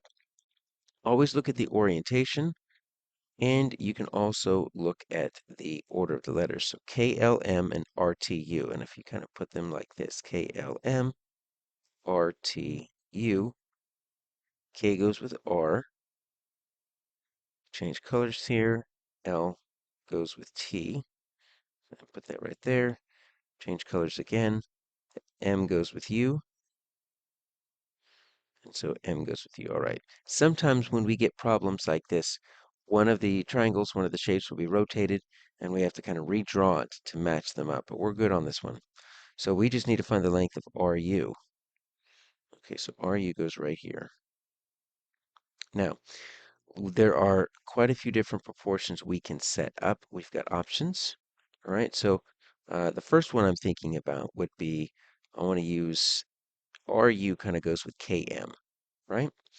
So I'm just going to say KM over RU. So that's the the diagonal, the biggest diagonal side on the big triangle to the biggest diagonal side on the small triangle. And then what I need to do is I need to find another pair, starting with the biggest triangle. So I'll just do this side, the 10 over the 2.5. All right, so it's big to big, small to small. All right, that's one way to do it. And so we know that my RU is missing, but my KM, I can actually just go and put that 14 in there. So now I can do cross multiplication. Okay, so 14 times 2.5 equals 10 RU. And so that's going to be kind of easy. When I need to divide by 10 to isolate that RU, I'm just going to move the decimal place over once. Okay, so let's think. I can use the distributive property here, right? 14 times 2 plus 14 times 1/2. Right, I can just add those two. I can view that as a 2 plus a 1/2. 14 times 2 is 28. Half of 14 is 7. So that's going to equal 35 equals 10. RU, divide both sides by 10. Let's just put a decimal in there. So that means RU is going to equal 3.5 or 3.5. And we see that right down there at the very bottom. Now I said there's a few different ways. Let me show a different way to solve this. Right? I did a proportion with the big triangle to the small triangle. You can do proportion with the 2 triangles within themselves. So I can do, let's say, RU over another side in the same triangle, 3. I just need to match that with the matching RU side, which is KM 14, then the matching UT side, which is 12. Okay, so I did small to small, big to big, and you match up the sides, you'll get the same thing. So this one's going to be 12 RU equals 3 times 14. 3 times 14 is 42. So I need to divide 42 by 12. Okay? So how many times can 12 go into 42? It's going to go 3 times. That's going to be 36. And then 6/12, which guess what 6/12 reduces to? 3/5. So that's not even all of them. What you could do is set up a few more, but that's the beautiful thing about proportions. If you know how they work, they always work. So our answer here is D. Now let's see how we did across the state of Texas. Our correct answer was D, and we had 48% of our students get that. So still not that 60% we're looking for, but in comparison to everything else that's going on, not horrible. So this was 13% for A. This was 14% for B. Now we did get a little bit of trickiness on C because 25% of our students got that. Okay. So one way to do this would be if students were to use an additive relationship. Okay. So if instead of setting up a proportion, right, and let's clear this so we can make it a little bit easier to see. If they did 10 minus 2.5, right, they took these two sides, equals 7.5. So then they thought, okay, so I'm going to take my 7.5 and I'm going to subtract that from 14, and then I'm going to get my 6.5 or 6.5. Now, it's a very convoluted way to do it. That may or may not be how they got 6.5, but they also could have just tried to eyeball it, and they knew it needed to be larger. Either way, that was kind of a tricky one. This was our 18th, tied for 18th easiest and hardest. So it is a tie. So right kind of in the middle of all of our problems in regards to difficulty. All right, next. For number 20, we are solving rate problems. This is 7.4D. And we've got the cost of groceries for the Wynn family. They give us a price, $210. They use a 25% off coupon. So what is the final cost after the coupon? All right, so we've got the cost. So there's a few different ways to represent this. Okay, so I'm going to use a strip diagram. So here's the total, here's the cost. Okay, $210. The family used a coupon for 25% off. So that's a great coupon. So what I want to do is I want to draw this a strip diagram, and I want to say we get 25% off, which means they only paid this. That's what they paid. So what is the final cost after the coupon was used? That's my question. Now, there's a few different ways to do this. I could multiply 25% by 210 and then subtract that from 210. And so I'll do that. There is a much faster way, but let's go ahead and do that because this also works. I'll multiply this by 210 by 0.25, and that's going to be 5. That's 10. 0. That's 0. That's 2. That's 4. Need to remember how to do the standard algorithm for multiplication. I've got 2 digits there, 2 digits there, so that makes sense. $210 is about 200, and 25% off 200 is about 50, so 52 is really close. Now, if this is 5250, then I need to subtract that from 210 to see what my remainder is. So 210, I got to add the 0, 5250, right? And then I've got to do a little bit of regrouping here. So I'm going to take away 10, make 10 ones, take away a 1, leave 9, make 10 dimes. So I've got 5 dimes, 7 ones, 20 minus 5 makes 15. 157.50. Now, some of you immediately saw a much quicker way, and you thought correctly that if this is 25%, That's 75%. So why don't we do one calculation?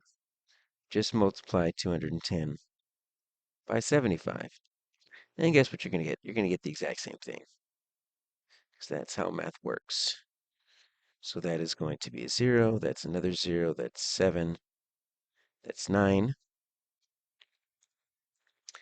That is a 7. That is 14. Let's not add those. Let's multiply those. All right, so we are going to do 0, 5, 7. And then a 1, 5, 2 digits behind the decimal, 157.50. Any way you calculate it, that is our answer. It is B. Now let's see how we did here. The correct answer, B, got 41%. The students answered correctly, so not necessarily that good, because A had 26%, C had 29%. So let's look at A and C. Now D was 3%, so no one really did that. How did we get A? Well, look at this, 5250. We've seen that before. That's the discount. So if we have students that got the 5250, they were on the right path. They just didn't do that next step. Or they could have obviously solved a much easier problem here. But they knew what they were doing. They just didn't complete that last set of calculating the final cost. They calculated the discount. Now, what about C, the 185? Well, there's not much excuse for this because this is just 210 minus 25. That's not how percentages work.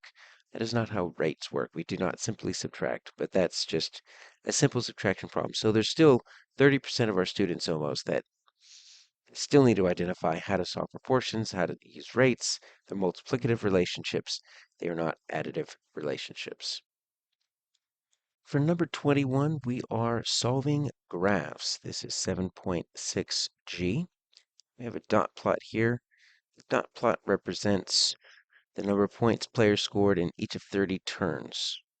All right, so what that means is that if we were to take each of these dots and add them up as one turn, that's what our key tells us. Altogether, there are 30 dots because there are 30 turns. So this is multiple select. We need to find 2 statements that are correct, so which means 3 are going to be incorrect. And it looks like it's just a lot of fractions or percents. So let's do this first. Let's save ourselves a little bit of trouble, and let's go ahead and just count how many dots we've got for each turn, because it looks like it's going to be dependent upon the percent or the number fraction of each turn. So I've got 4 dots for 0. I've got 3 dots for 1. For 2, I've got that 1 that's kind of hanging out up there. So I've got that 1, 2, 3, 4, 5, 6, 7, 8, 9. For 3, I've got 1, 2, 3, 4, 5, 6. I've got 3 for 4. And then 5 is 5. All right. 4 plus 3 plus 9 plus 6 plus 3 plus 5, that makes 30. All right, so now we've got that. So we need 9% of our turns or 2 points. Let's evaluate that. Well, 2 is 9, but it only is 9% if it's out of 100, right? Because percent means per 100. So if I've got 9 out of 30, that is not going to simplify down to 9%. If I wanted to simplify this, right, I can divide by 3's. I can get 3 over 10, which equals 0.3, 3/10, which equals 30%. So you can't just say 9 points or 9 turns make 9% unless it's out of 100 specifically. So 1/6 of the turns were 5 points. Well, my 5 is 5. So let's say 5 out of 30. Simplify by 5's. There we go, 1/6. That one is correct.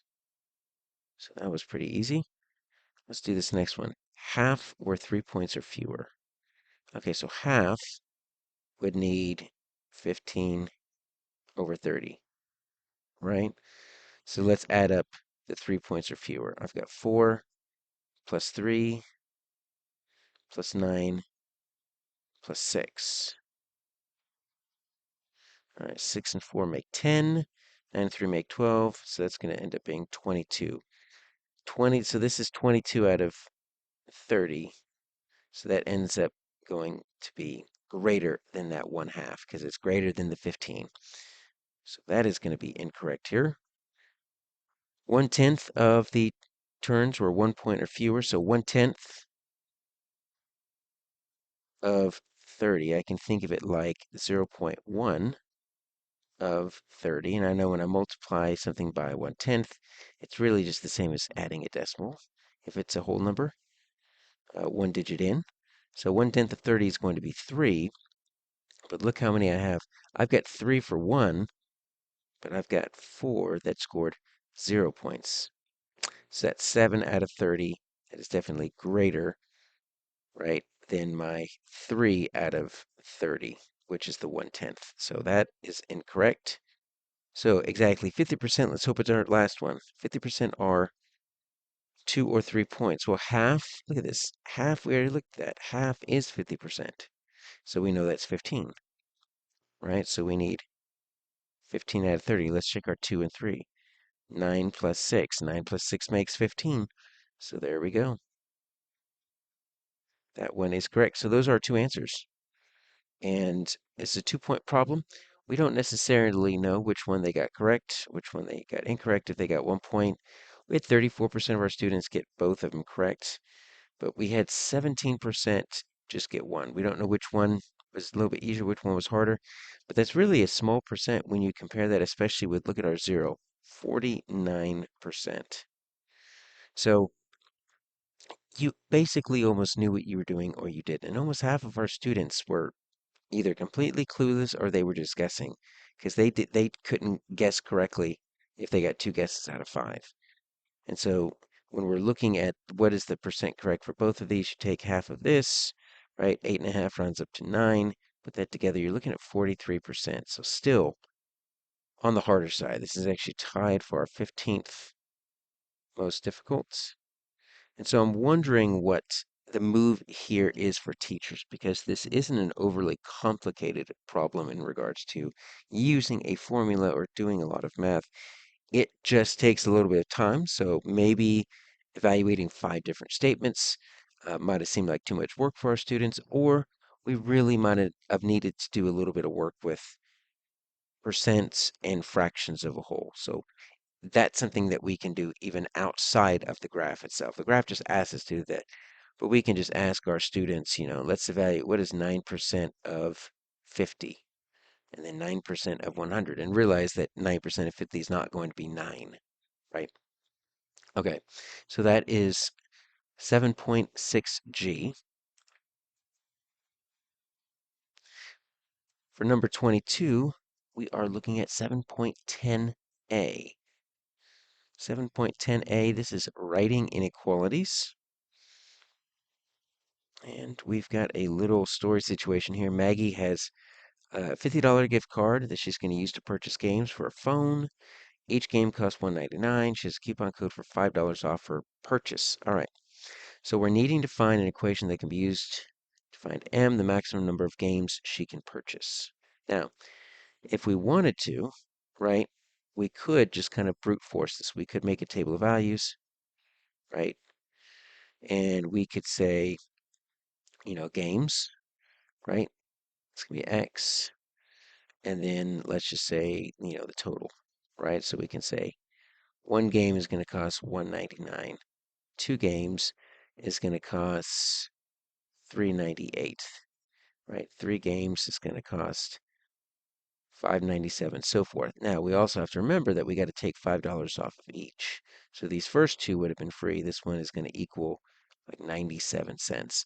We could keep doing that until we get up to 50. Rather not do that all the way up to 50, but that would work as long as your calculations are correct. But that's obviously getting a little bit tricky. Let's just set up the equation, which is a key skill in 7th grade. All right, so you notice that everything is 50 bucks, right? Everything is 50 bucks because that's what the gift card is, right? Now, X is the maximum number of games. Take a look at X is defined as the maximum number of games. Look where my X's are. My x's are either next to the 5 or next to the 199. Well, what is the 5? The 5 is the $5 off. What's the 199? It's the game. See the connection right there? So we need 50 equals, I need games with games. 1.99 times x, because it's 199 per game. So if it's 5 games, it's 199 times 5. 10 games is 199 times 10, because x is the number of games. Now let's deal with that $5. What are we doing with that $5? Well, when you have a coupon, right, it's $5 off. $5 off means we are going to subtract 5 because we're going to reduce our total by 5, which means we can get a few extra games in there, right? You can get 2 extra games because that's a pretty good coupon, which means now we're looking at D. So that is our correct answer. And we had at least over 51% or over 50% on this one. We had 51%. Still not that 60% we're looking for. And this is another one to where you either knew it or you didn't, because look at our answer distribution. 18, 15, 15. Now, we don't know how many of that 50% actually guessed, because this is pretty even distribution, which means we're guessing between A, B, C, and D. So probably some percentage of that 51% was also a guess. So this ended up being on the easier side because it's north of 50%, but still we need a little bit of practice. These problem situations can be complex, and the key here is to look at how they're defining the variable. Look to see how they always are going to define the variable. It has to do with games. Find the numbers in the story situation that match that. That's going to be your first step. Number 23, we are looking at net worth. This is standard 7.13c. And we've got a table here showing some assets and some liabilities. Now, they've defined them for us here. Assets show a positive value. Okay, so $95,000, I'm just going to put an A right there. 8,500, 7,400, those are assets. Liabilities have a negative value. So in case we're not even sure what those are, they're defined for us in the problem. I've got 2 different liabilities, the mortgage and the auto loan. So the value of the savings account is what we're missing right here. So the net worth is 48,700. What's the current value of the savings account? Well, the net worth is when I add all of these up, it's 48,700. That's my net worth. So the net right there means, that's our key word, we're going to be looking at our assets minus our liabilities, okay? So the things that give us a positive value minus the things that have a negative value, and then that's going to equal your net worth. All right, so let's go ahead and add up our assets. Let's do that first. I've got 95,000, 8,500, 7,400. All right, so that's going to be 900. I've got 8 and 7 is 15, add that 5 is 20. And that's going to be 9 and 2 is 11. So 110,900, right? Minus, what are my liabilities? I've got 64, and what I'm going to do is I'm just going to add them up as positives since I'm going to subtract them, because adding a negative is the same as subtracting. 64,600, 5,700. All right, so that is going to be 13. It's going to be a 10. All right, 70,300. All right, so if this right here were all of my assets and liabilities, this would equal my net worth, right? If I were to take my positives, take away my negatives. And what do I have here? I can even do this sideways, right? I've got 600, right? 900 minus 300 is 600. Then 110 minus 70 is going to be 40. So this right here, and I'll draw an arrow out here, is 40,600. The problem says my net worth is 48,700. So there's something here, and it's going to be savings account. Savings account cannot be negative. They have to be positive. So 40,600 plus something is going to give me my net worth right there, that 48,700. And hopefully you're seeing it now, right? We can add up, we can subtract, right? What do I need? Well, I need that 8,100. We don't even necessarily need to regroup. That's what I need for my savings account, because if I get that, then I can get up to my net worth of 48,700. So that is my answer A. Now, this was a difficult problem, and let's look at why. Our correct answer, A, only had 31% of our students choosing it. That is extremely low. There was actually an answer that got more than that. Look at C, 45%. That is a significant amount. Almost half of our students chose C. So let's see what that is here. 21,600. It's in the ballpark, right? Savings account. I mean, that's a lot for a savings account. So usually people aren't going to have that much. But, that could have worked. How did we get C? Well, there is a way to get C. If you take your liabilities here, okay? You just take your 64,600, 5,700. What do you get? You get your 70,000, okay? It's a negative 70,300. Then, if you take your 48,700 and you end up subtracting them, right? You end up thinking that's positive and that's negative. If you just line it up like that, look what you're going to get. Okay, you're going to get the 21,600. So students that chose C knew that the negative was something, the liabilities were something, and they knew they wanted to subtract it from something, but unfortunately they subtracted it from the net worth rather than all of the assets combined. So that's more of a vocabulary and a conceptual misconception than a procedural error. So students here probably need to spend a little bit of time really understanding what a net worth is and how to calculate a net worth and give them assets and a missing liability and have them find that. Give them liabilities and missing asset and net worth, have them find that. So the missing total does not always need to be the net worth. The missing number could be an asset or a liability. Now, 17% chose B, and so that would be if we took our net worth here, 48,700, and then just added it to the other assets and liabilities. So there's ways to get that, and that's just really showing different ways for us not to understand conceptually what to do. So overall, this was difficult. This was actually tied for our 11th hardest problem on the test, 31%. So conceptual understanding first of what net worth means, then we can get into actually how to calculate it. Because the calculations, as you can see, weren't that difficult. Most of the time, we didn't even need to regroup. We can add or subtract horizontally. It's just conceptually. Number 24, we are looking at operational word problems.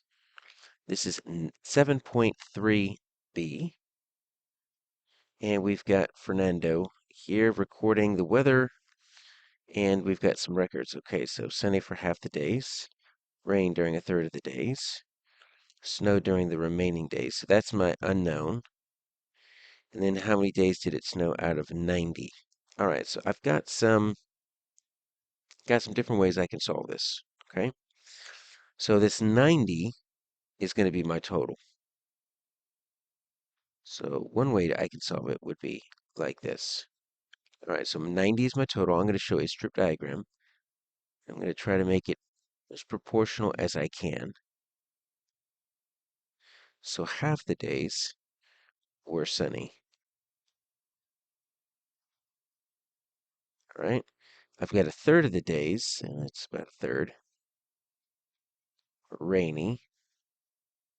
And then snowy was just whatever's left over. Well, one way to do this would be to think of, okay, what's half of 90, right? Half of 90 is the same as 90 divided by 2. Cut it in half, what are you going to get? 45. All right, then third of 90 is the same as 90 divided by 3. That's going to be 30. Okay, what do I have so far? Well, I've got 45 and I've got 30. That's 75. So how many days does that leave up? If the whole thing is 90 and there are 75 days already used up between the rainy and the sunny, that's just going to leave me 15 days left over.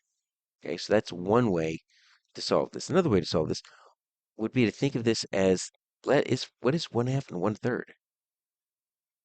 1/2 plus 1/3.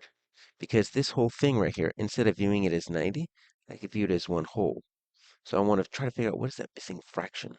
Okay, well, I would need to make a common denominator. I could change both of these to sixths. So let's multiply this by 3. It's going to get me 3/6. Let's multiply this by 2. It's going to get me 2/6.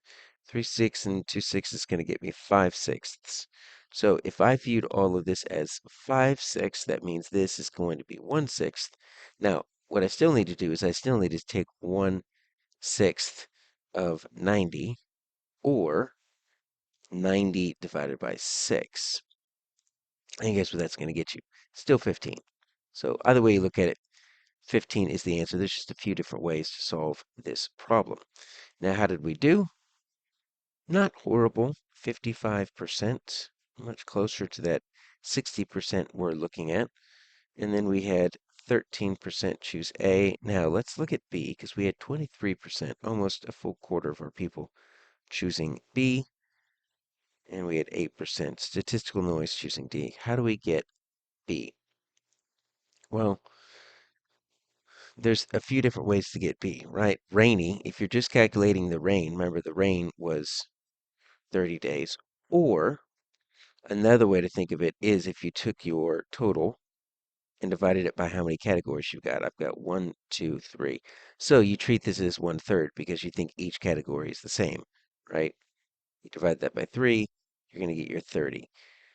Unfortunately, they're not equal because you've already shown that one is a half, one is a third, which means that last one can't be a third because they're not all the same. So this is, for the most part, on the easier side. In fact, this is the 9th easiest item on the entire test. So one in which our students did pretty good. Visualizing this is a good first step. And as you can see, there's a few different ways to solve this. So students had access to a few different strategies, whichever one they felt most comfortable with. Number 25, we are looking at circumference and area of circles. 7.9b. We have the picture of a circle here.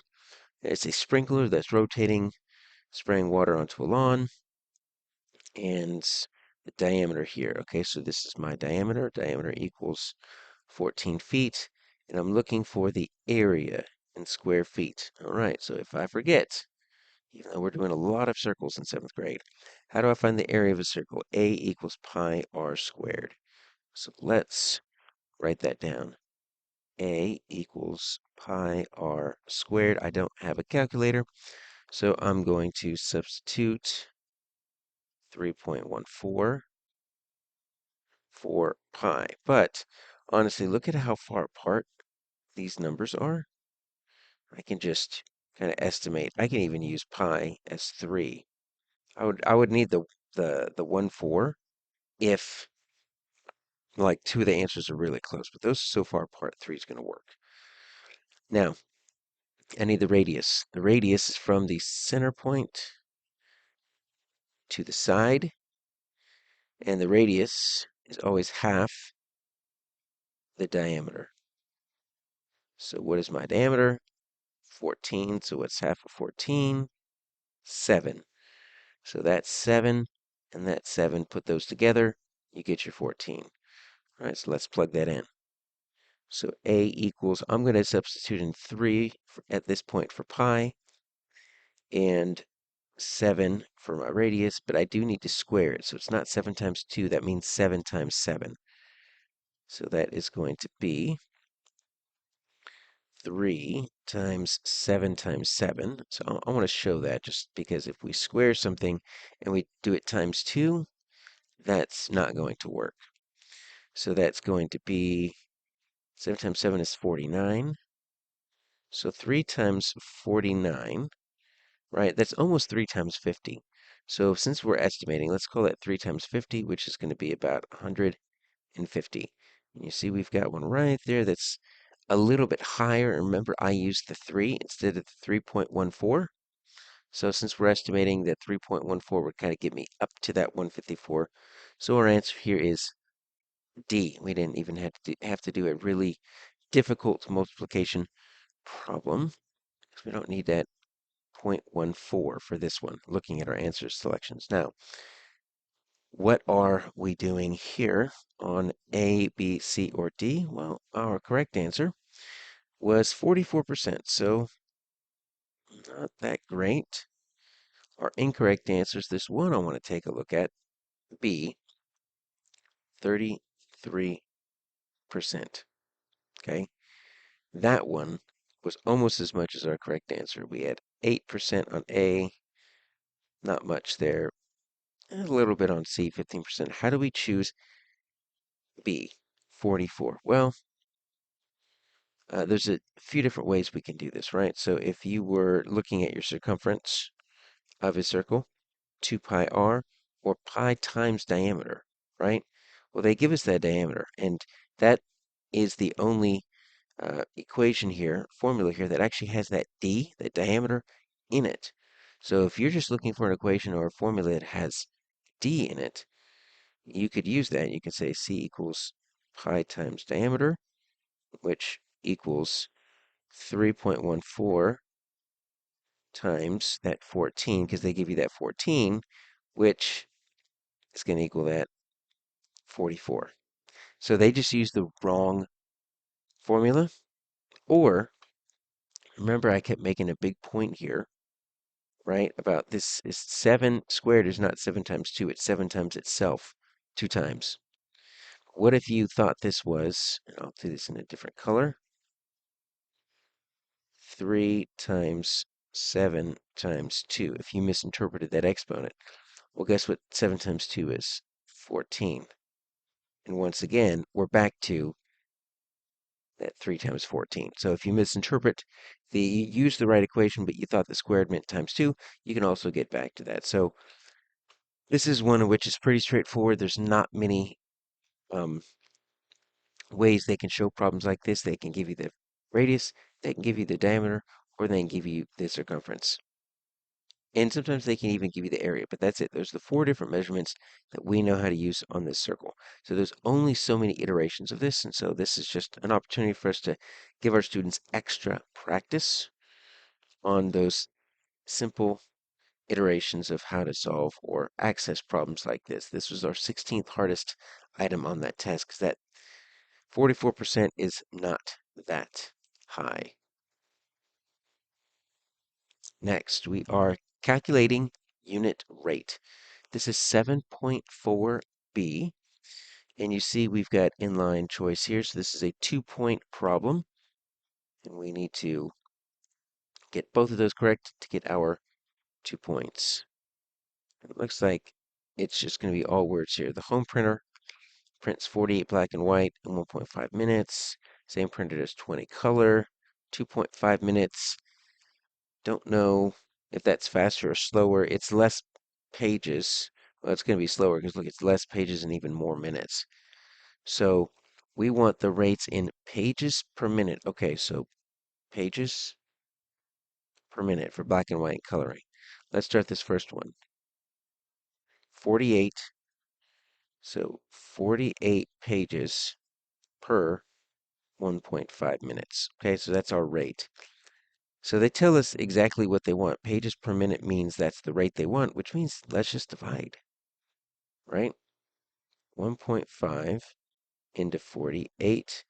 Let's multiply both by 10 to get that decimal out of there. So 15 goes into 48 3 times. That's 30, and that's just going to be 32. All right, so if I were to multiply 1.5 times 32, you can go back and double check if you want to. You're going to get back up to 48. So that was our black and white. It was 32 pages per minute. All right, now we've got the 20 and 25. So 20 pages in 2.5 minutes. Same thing. Let's just divide 2.5 into 20. Let's multiply both by 10 to get that decimal out of there. You don't want to divide with a decimal in your divisor. So that is going to be, it's going to be straight up, let's see, 25. 4 times 25 gets you 100. So 8 times 25 is going to get you 200. And that's it. It's straight up 200. So that's going to be your 8. Right, so it is a lot slower in color. All right, so that's our answer right there, 32 and 8. This was fairly easy. 2 points, 41% of our students. 1 point, 32%. Take half of that. That's going to get you 57% correct. Very much climbing up towards that 60 that we're looking for. So 27% got 0, but this is your 7th easiest. And so not a lot of misconceptions here. It's if we can recognize that in the question right here, the rate they ask for, pages per minute, I mean, they even give you the numbers in order. They could easily flip these and say, in 1.5 minutes, the home printer prints 48 black and white pages. Sometimes they'll switch the order, so you have to pay attention to your labels to make sure you're putting the correct number in the numerator. They give it to you straight up. So this was pretty easy. Our 7th easiest item on the test. Even with the inline choice and having to answer 2 different items, we were able to get a pretty good answer there. For number 27, we are looking at surface area. This is 7.9D. And we've got a net of a rectangular prism. You see this box here. If you fold it up, you would make like a rectangular prism box. And we're looking for total surface area. Now let's look. What do we have on our reference material? Do we have anything for surface area? All right, so we don't necessarily have anything on for surface area in 7th grade. Starting in 8th grade, we will start to get that formula there. So we don't necessarily need to formalize it into a formula now. Now, if your teacher has already taught that to you, that's fine. We can visualize this without necessarily using a formula, which makes it a little bit quicker. So the total surface area, as opposed to the lateral surface area, means I just need the totals of these 6 rectangles. Now, what's going to help is that these rectangles come in pairs. Okay, so I'm going to use this blue to say that these two are the same. So if I can find one of these, this is 6 times 4, so that makes 24. Then that's going to be 24. Okay, so I need 2 sets of 24, or 48, plus these two come in pairs. So that one right there, that one right here. So opposite faces are congruent, and this is an 8 times 4. So 8 times 4 is going to be 32, so that's a 32. So this is going to be 2 sets of 32, so that's 64. Let's do our last one. The big ones. This big one right here is the same as this big one right here. They gave me 8 times 6 is 48. So let's put a 48 in both of those. 2 sets of 48. That's going to give me 96. All right, so I just need to add up this. I want to go ahead and do vertically. 48, 64, 96. Okay, 4 and 6 make 10. And that's going to be 18. 1 and 9 make 10. 6 and 4 make another 10. 208. So our answer here is A. 208 square centimeters or centimeters squared. This was difficult. Uh, we only had 47%, not even half, get the correct answer. And let's see how we did on the other ones. We had 21%, we had 20%, and we had 12%. So probably more guessing than an actual misconception. If for some reason you got 192, you could calculate the volume, right? Length times width times height. So if you really wanted to, you could do 8 times 6 times 4, and you're going to get your 192. Not sure why you would do that, but that's something we could do here. And then C is the lateral surface area. Okay, so if we're not finding the total surface area, right, we're finding the lateral surface area. So what we're doing is we're calculating, right, we're adding the 8 times 6, and then the 6 times 4, but we're kind of excluding this 8 and 4, right? Not sure why we do that, but you can get it that way. All right, and then by the time we get down to D, 12%, that's kind of statistical noise. So this was tied for our 17th most difficult. Just a lot of calculations. Hopefully our students are able to understand conceptually what to do here. It's just a matter of that's a lot of multiplication and addition, and if we're just trying to eyeball it, look how close similar some of these answers are. They're not that far apart. This one might be a little bit far apart.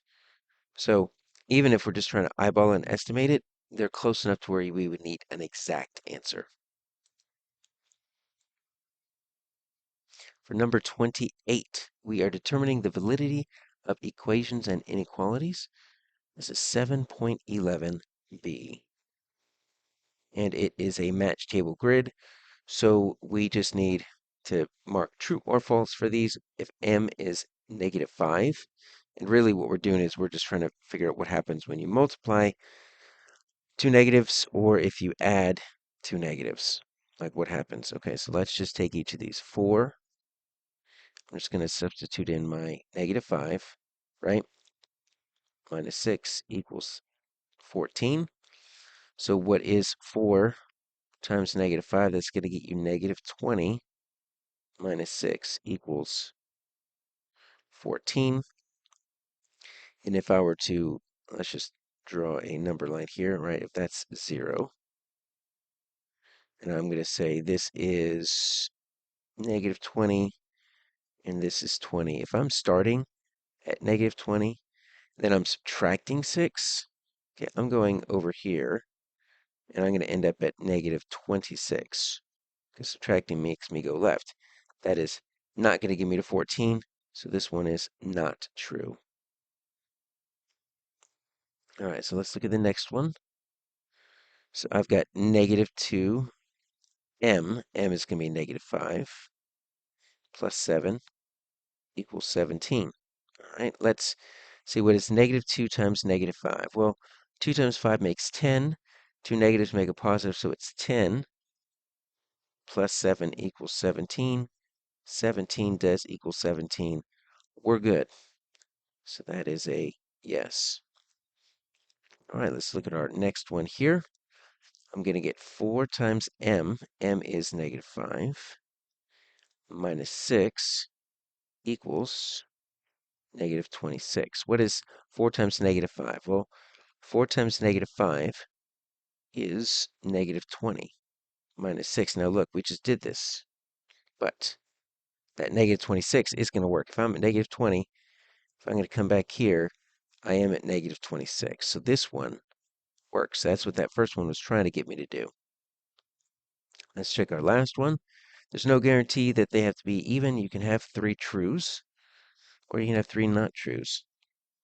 -2, and that's going to be a -5, plus 7 equals -3.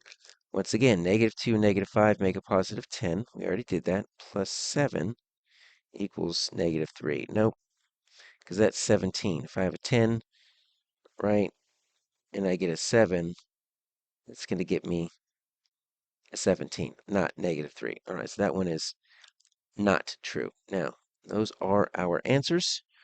This was a 2-point problem, so we are just going to be able to get you percentages here. Now, this was 33% got 2 points. That means they needed all 4 correct. We had 46%, almost half of our students, get 1 point. So this is 2 or 3 correct. So if you get 2 or even 3 correct, you're going to get 46%. Right, we add those together, that's 23. That's going to be 56%. Now, we did have 21% get 0 correct, but you almost have to be trying to get that because that's literally, with a 50% chance on each one, you get all 4 incorrect. So this one ended up being on the easier side. In fact, it was the 8th easiest item on the test, and really, it's the foundations of substitution and understanding what happens when you multiply 2 negatives or you add 2 negatives. For number 29, we are looking at predictions from simple experiments. This is 7.6H. So we have some survey results. 200 students were asked about their favorite type of pet, and we just need to find a true statement about a randomly selected student. And as we can see here, right, like most students chose dog, and then cat was second, and then fish, not many chose fish or rabbit. So let's just put some numbers next to A, B, C, and D. So what does this say? The student is equally likely to prefer any of these types of pets. Okay, so that means that the dog, 110, is equal to the rabbit, 10, is equal to the cat, 65, and is equal to the fish, 15. That is incorrect, so it is definitely not A. Let's look at B. The student is 5 times as likely to prefer a fish as to prefer a rabbit. Okay, so fish is 15, and the rabbit is 10. So that fish 15 is equal to 5 times the rabbit is what they're saying. Well, 5 plus 10 makes 15, but not 5 times 10, so that is incorrect. The student is less likely to prefer a fish than any other. Okay, so we can say fish is less than a dog. Yes. A fish is less than a rabbit. See, that's what doesn't work. So the answer has to be D. The student is more likely to prefer a dog, 110, than any other pet. Yeah, that's pretty obvious. 110 is greater than 10, 110 is greater than 65, and 110 is greater than 15. So the answer is D.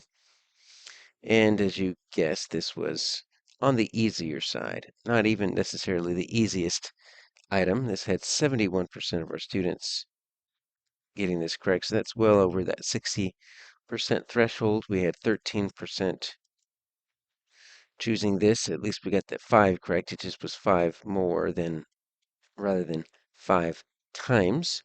We had 11% of our students choosing this. This was correct for all of them except for that fish and rabbit, and only 5% statistical noise choosing A. So fairly easy. In fact, this was the 4th easiest item on the test. There really wasn't any calculation required, just some comparison. And that dog, that 110, was just by far and away the largest. The only challenge, so to speak, is that the correct answer was the selection D, so students had to read all the way down, and some of them might have gotten diverted halfway down before they found the correct answer. For number 30, we are looking at constant rates of change. This is 7.4a. As you can tell, we are graphing. This is going to be a 1-point problem. We just graph a problem, and if it's correct, it's correct. It's not 2 points, 1 for each point. The line has to be completely correct. So this is 7.4a, and there's a few different ways we can handle this.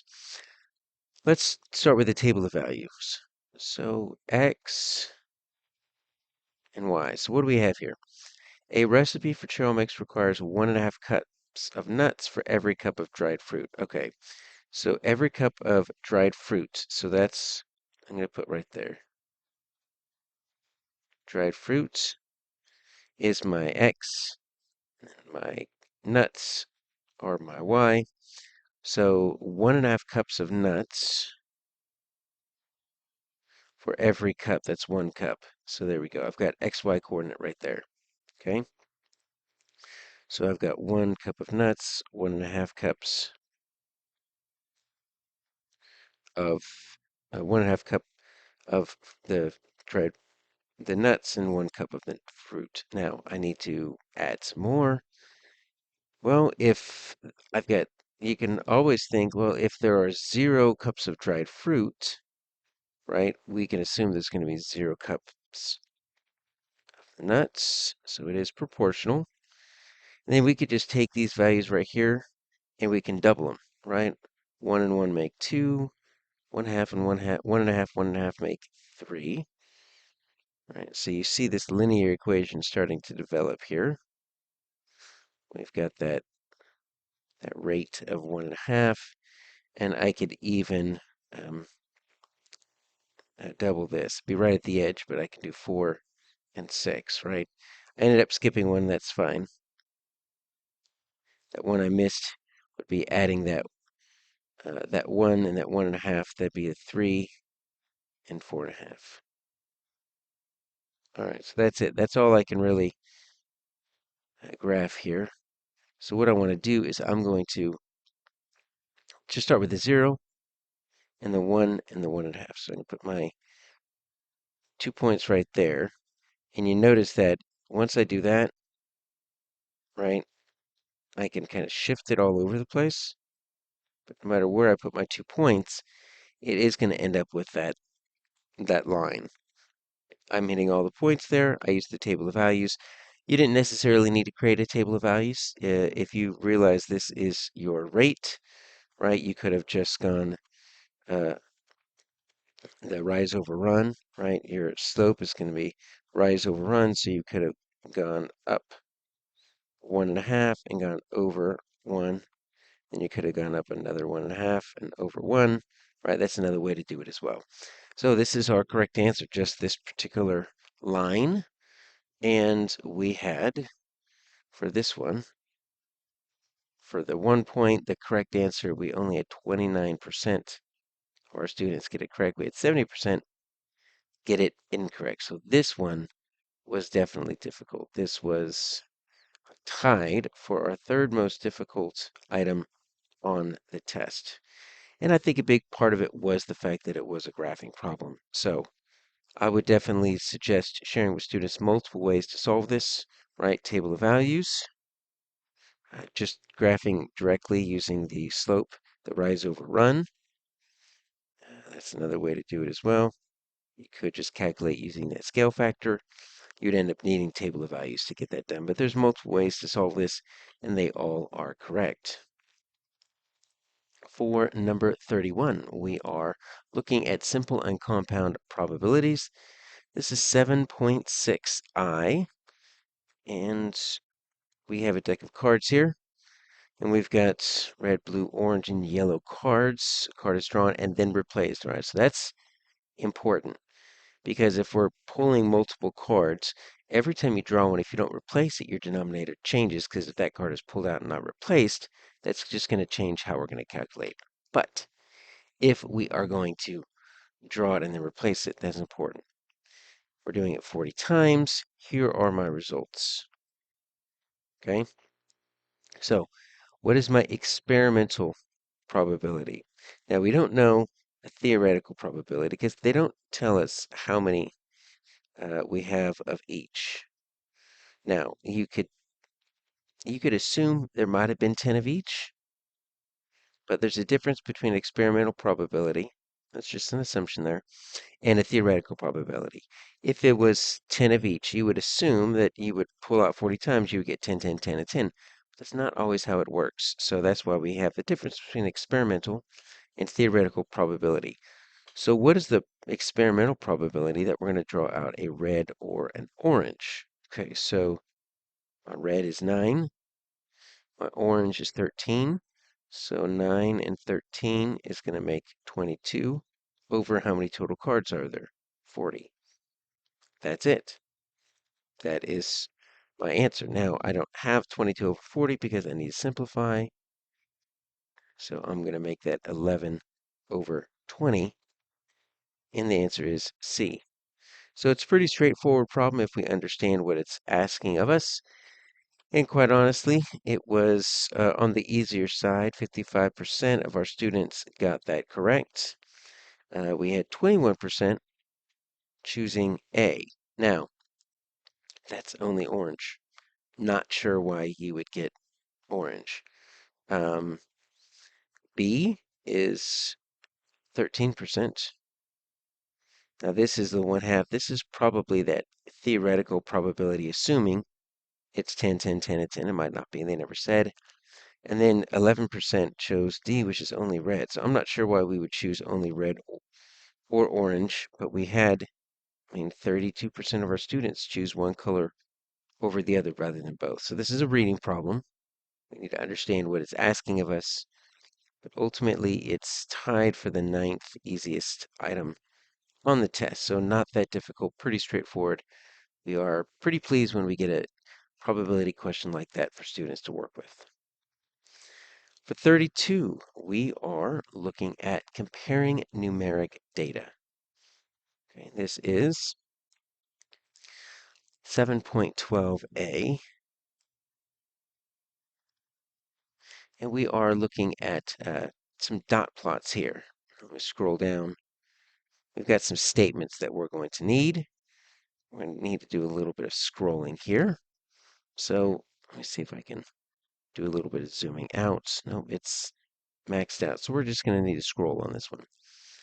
So we've got these dot plots with women's shoes, men's shoes. So let's take a look at what we've got here. And I've got the statements, and I'm just going to read them out. And let's just see which one is correct, or as they say, best supported by the information. So the distributions of data are both symmetric. Okay, so when we're talking about distributions of data, right, that means how the graph looks. Okay, so a symmetric distribution of data is going to look like you can draw a line halfway through, right, and it's like a mirror on both sides. So that is symmetrical. So take a look at my men's shoes. Definitely symmetrical. It doesn't always have to be like that hill. It can also have like a valley like this, right? It can be big, and it can have that line of symmetry in the middle if the data kind of goes like this. But this is fine as well. So let's say men's, yes. Ooh, definitely not the women's, because look at this data. That is not symmetrical. All right, so it's definitely not A. Let's look at B. I'll draw that over here.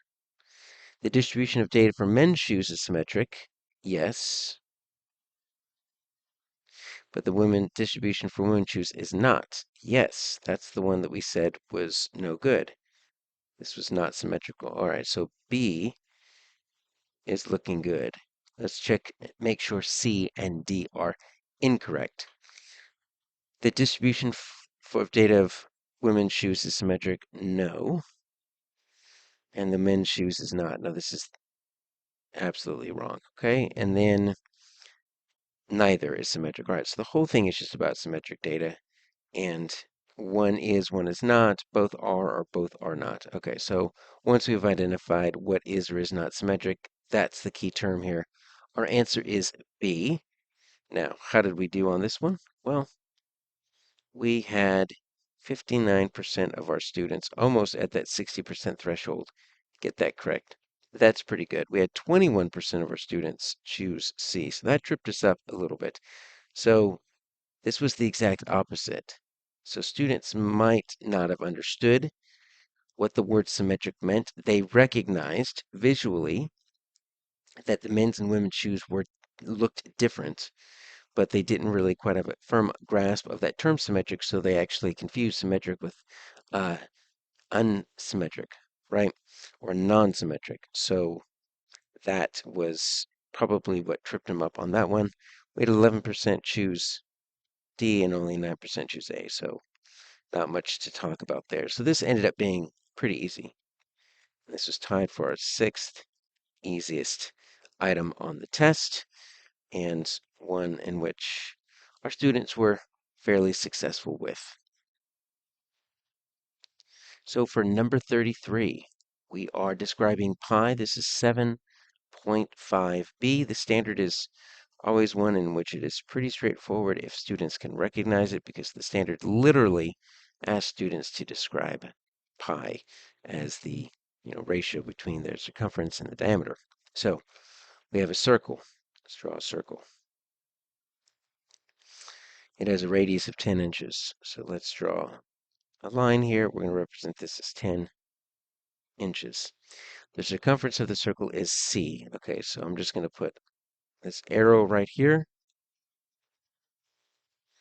and that's going to be my circumference. Circumference equals c. So they're not even going to give it to us. That's fine. Which expression best represents the value of pi? Now we think of pi as, right, about 3.14. Remember, pi is actually a ratio of all circles, and that 3.14 is an approximation. It's actually an irrational number, right? So that pi is circumference equals 2 pi r, or circumference equals pi times diameter, or diameter over circumference, or circumference over diameter. But let's use that first one. C equals 2 pi r, because then we can just isolate that variable. C equals 2 pi r. All right, so what do I know? I know my radius is 10, so I'm going to substitute that C equals 2 pi 10. I can multiply the 2 and the 10, right? I can rearrange this to where it looks like it's 2 times 10 times pi. And then I've got 20 pi. So C equals 20 pi is what I have. Now, I don't want this, because I'm looking for pi, which means I need to isolate that variable. I need to get pi all by itself. So I need to divide both sides by 20. That's going to get 20 divided by 20 makes 1. And I've got C over 20. So my answer here is C. Now, that was actually a lot more work than students are probably used to for this particular standard, because typically, right, what we're thinking of is pi as this. Pi equals the circumference by the diameter, right? Typically something like that. But now we've got a value for radius, not the diameter, and we had to calculate that radius in there. And because that 20, right, that's the diameter, right? 20 is the diameter because the radius is 10, so you just double that. That's all we did here. But it actually ended up being quite difficult. How difficult? Well, of the correct answer, we only had 29% of our students get that correct. 29%. We had 24% get A.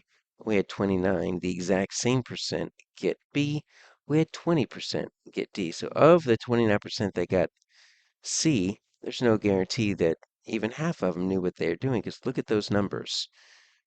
This is probably the most even distribution I've ever seen of the four answer choices. We are guessing all over the place. This was an extremely difficult one. In fact, this was tied for our third hardest item on the test. And so when students saw this, they probably were very just flustered. So strategies for this. First, draw a picture. Even if you can't put much on that picture, you can draw a picture with a radius. You can label the circumference as C. You can do some things, right? So let's get them to at least draw a picture.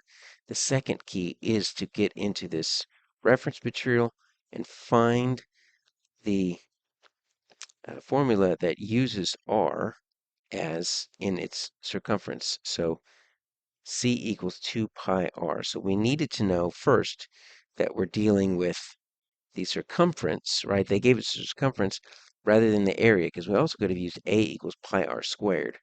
They didn't give us the area, but we had to use that circumference to find the correct.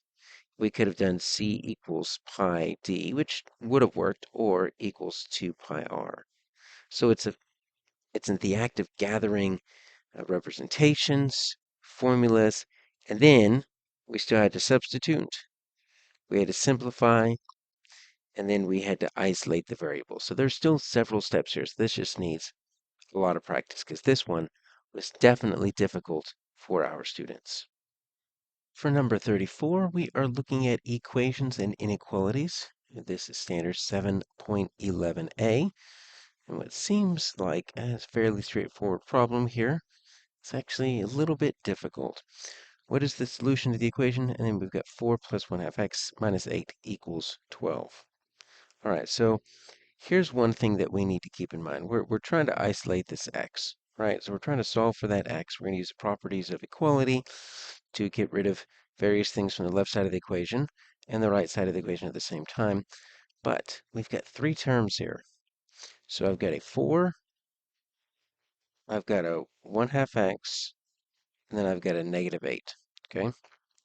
Put all those together. That 12 is doing fine over there. It's on the other side. So first we need to ask ourselves, can I combine any like terms? Well, I can't do anything with this 1 half x because those two are being multiplied by each other. So unless there's any other just plain old x's out there, I can't combine it. But I can combine these two. So let me rewrite this equation using the commutative property. I'm just going to change that negative 8 to up front. 4 minus 8 plus 1 half x. So now this becomes a little clearer. It's going to be 4 minus 8. So 4 minus 8 is negative 4. Right, that comes down to that. Plus my 1 half x equals 12. Now, what is one way I can get rid of that negative 4? Well, I can add 4 to both sides. So now I'm going to start using my properties of equality. If I add 4 to both sides, negative 4 plus 4 is 0. Then 12 plus 4, right, that's going to be 16.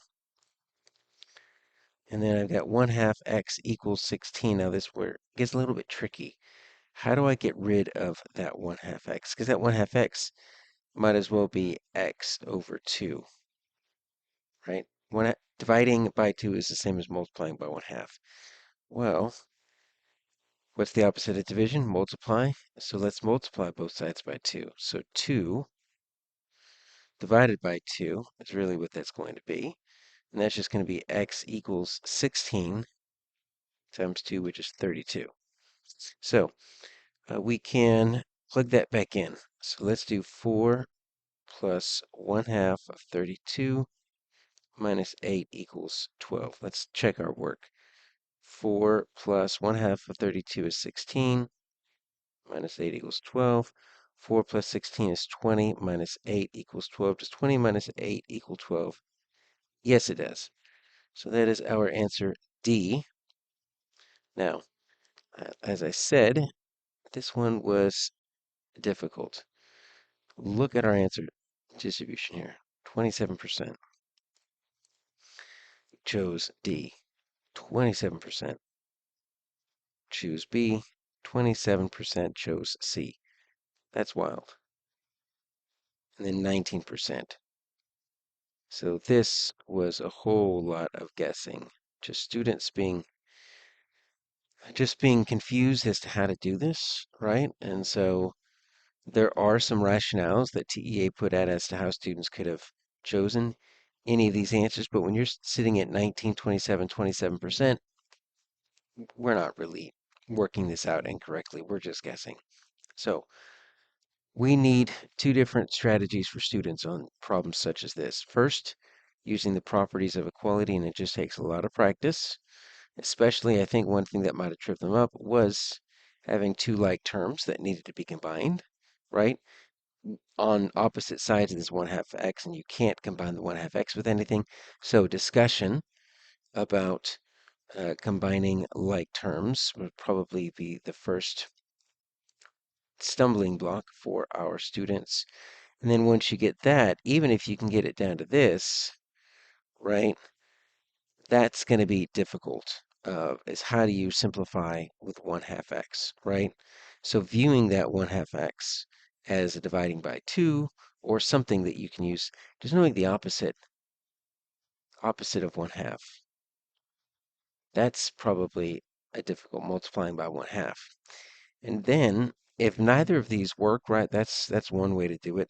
Since they give you 4 answer solutions, you can just plug and play. It's a lot more work, but you could take each of these items and just plug it in here, assuming that you know how to plug it in, or you can even get halfway down. If you got stuck right there to 1/2 x equals 16, then start plugging in these numbers, and you can get that. But either way, this was the second hardest item on the test. We need a lot more practice on this. And probably, if I were a teacher, I would take these answer selections away, just work with this, see what answer they come up with to try to identify what the misconception is, because it's hard to identify the misconception when the answer selections are just like this. For number 35, we are comparing two populations.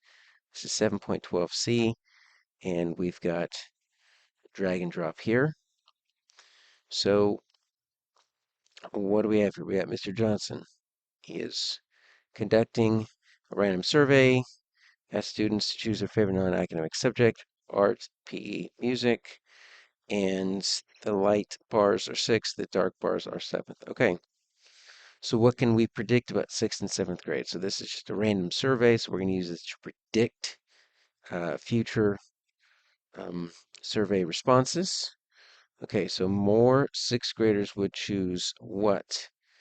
Then would choose either of the other two subjects. Well, that's going to be pretty easy. So whatever the tallest light bar is, and that's music right there. That's going to be our prediction. So more students would choose, 6th graders would choose PE. The only difficult part is to identify it with the key. More 7th graders would choose blank than would choose. So we're really just choosing the tallest bar of each. This is physical education. That's it. That's the problem. If you forget the fact that it's drag and drop, if you haven't guessed it, this is finally we've got there. The second hardest problem is followed by the easiest problem on the entire test. Look at this. 86% of our students were able to get 2 points. Only 4% got 1 point, which means we're looking at 88%, right? 90% of our students got at least 1 point. Now, what's scary is that we still had 10% of our students get 0, which means they weren't really trying. They were just putting numbers down because there's no calculation, just a little bit of recognition involved here. But this one was fairly simple. We should be thankful that we get a problem that easy on the test. For number 36, we are looking at the area of composite figures, 7.9c. Now, this one we can do a few different ways. I want to do a few different calculations for you to show you that they all work. The sidewall of the barn is shown. What is the area of the barn? Okay, so if I want to do it in the least amount of calculations, I can view it like this. So let's start with this. Trapezoid on top of this rectangle. Okay, so trapezoid and the rectangle. Now the trapezoid equals, and let's check our reference materials here,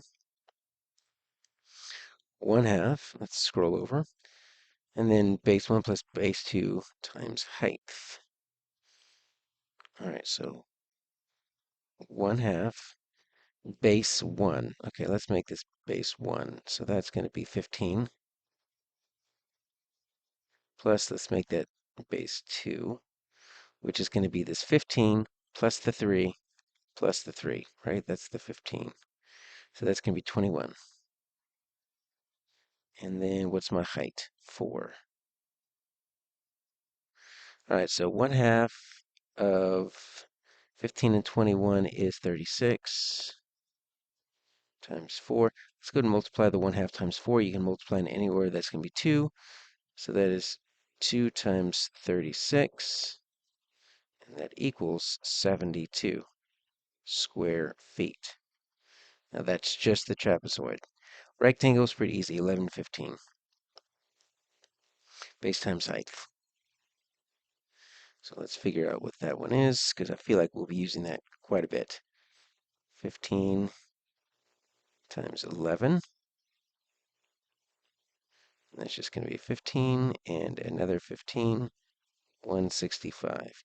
All right, so if we've got 165 and then we've got 72, right? I'm looking at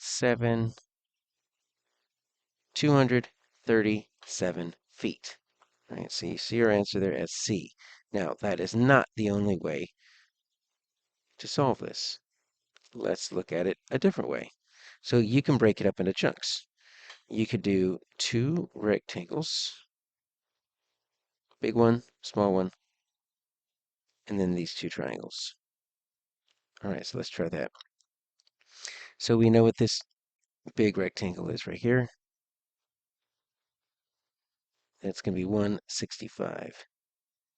Rectangle 2, let's see, that is a 15 by 4 equals 60. And then these 2 triangles, right? And let's remember what we have with triangles. Triangle is going to be 1/2 base times height, right up there at the top. All right, so, and they're both the same. Okay, so I'm just going to put triangle 1, 1/2, what's my base? 3. What's my height? 4.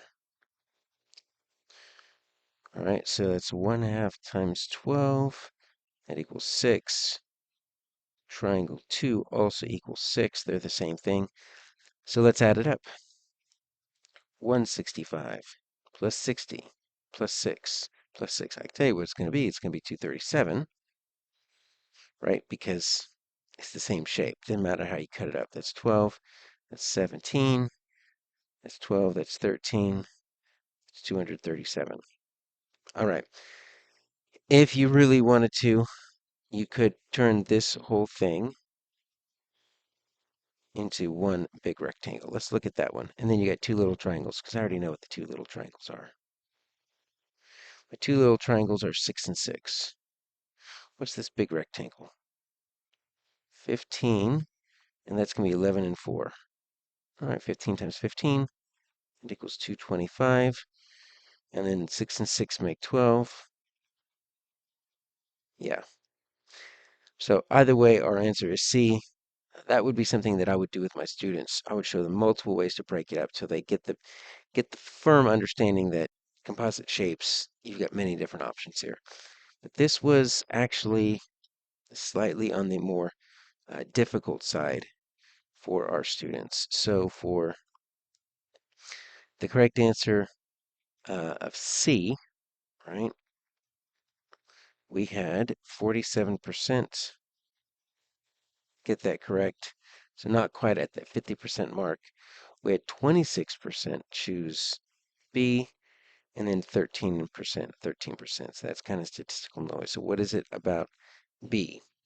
So this 225, we did that right there. Remember we did that? That was the 15 by 15. So that's just the area of the 2 rectangles. So for some reason, if you chose 225, you're ignoring these 2 triangles, right? So we need to make sure we're grabbing the entire sidewall of the barn, including those 2 triangles, which I guess you might not think about a barn having those 2 triangles, but that's kind of like the roof hanging over. Either way, 17th most difficult tied. So kind of middle of the test, but definitely landed a little bit more on the difficult side for students. Number 37, we have a inline choice here. So we've got options 3, 8, 32, and 40, 24, 56, 64, and 72. Now take a look. We've got standard, 7.4D, we are solving rate problems. We've got a ratio. But look, it's blue to yellow to green. That's the first time we've ever seen a ratio with more than two parts. Typically, we're looking at 4 to 3, or 3 to 1, or 4 to 1, but not 4 to 3 to 1. So let's write that down. Blue, now you have to do it in order. So blue goes to 4. All right, so red, or yeah, let's go yellow. I don't have a yellow, so I'm just going to use black. And that's going to be 3. I do have a green, and that is going to be 1. All right, so what do we know about these? There are 24 yellow, and then I need to complete the rest. Okay, so this is a proportion. Now, what I could do is I could complete a table of values. Okay, that's one option. What I could do is I can just keep adding 4, 3, and 1, right? So I could do like this. I'm looking at my yellow. I want to keep adding 3s until I get up to 24, because 3 is going to be my base. It's going to be 6, 9, 12, 15, 18, 21. There we go. I've gotten 24, okay? And let's see what I've got for my blues. I'm going to add 4s. 8, 12, 16, 20, 24, 28, 32. My greens are going by ones, so 3, 4, 5, 6, 7, 8. And if you hadn't seen it, right, how did we get from this 3 to the 24, right? You can actually set up a proportion here. You can say 4 blue to 3 yellow equals, I'm not sure how many blue, to 24 yellow, right? You can do cross multiplication, or you can think, look, I'm just going to multiply by 8. And so that once you get that multiplied by 8, then you can do that same thing, right? That's going to be the factor that we're using is times 8. You can do that. We'll multiply by 1. So how many blue gumballs if there are 24 yellow? Well, I've got 32 blues.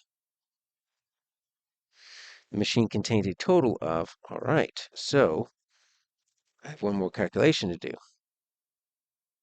I've got to take this number, which means I basically have to take all of my numbers, and I've got to add them up. Now, 24 and 8 make 32. So what's 32 and 32? 64. So this one was a little bit difficult, I understand, and this was um, the going to be a 2-point item, right? So let's look at how many we had for 2 points, 1 point, 0 points. We only had 37% get both of those correct. So that's not great. But if you take how many got 1 point, now we don't know which one they got correct and which one they did not. That's 16. Take half of that, you had 16. Now we're looking at 53%. So that definitely pushes it up to where we're getting closer to that 60. 31% of our students still got nothing.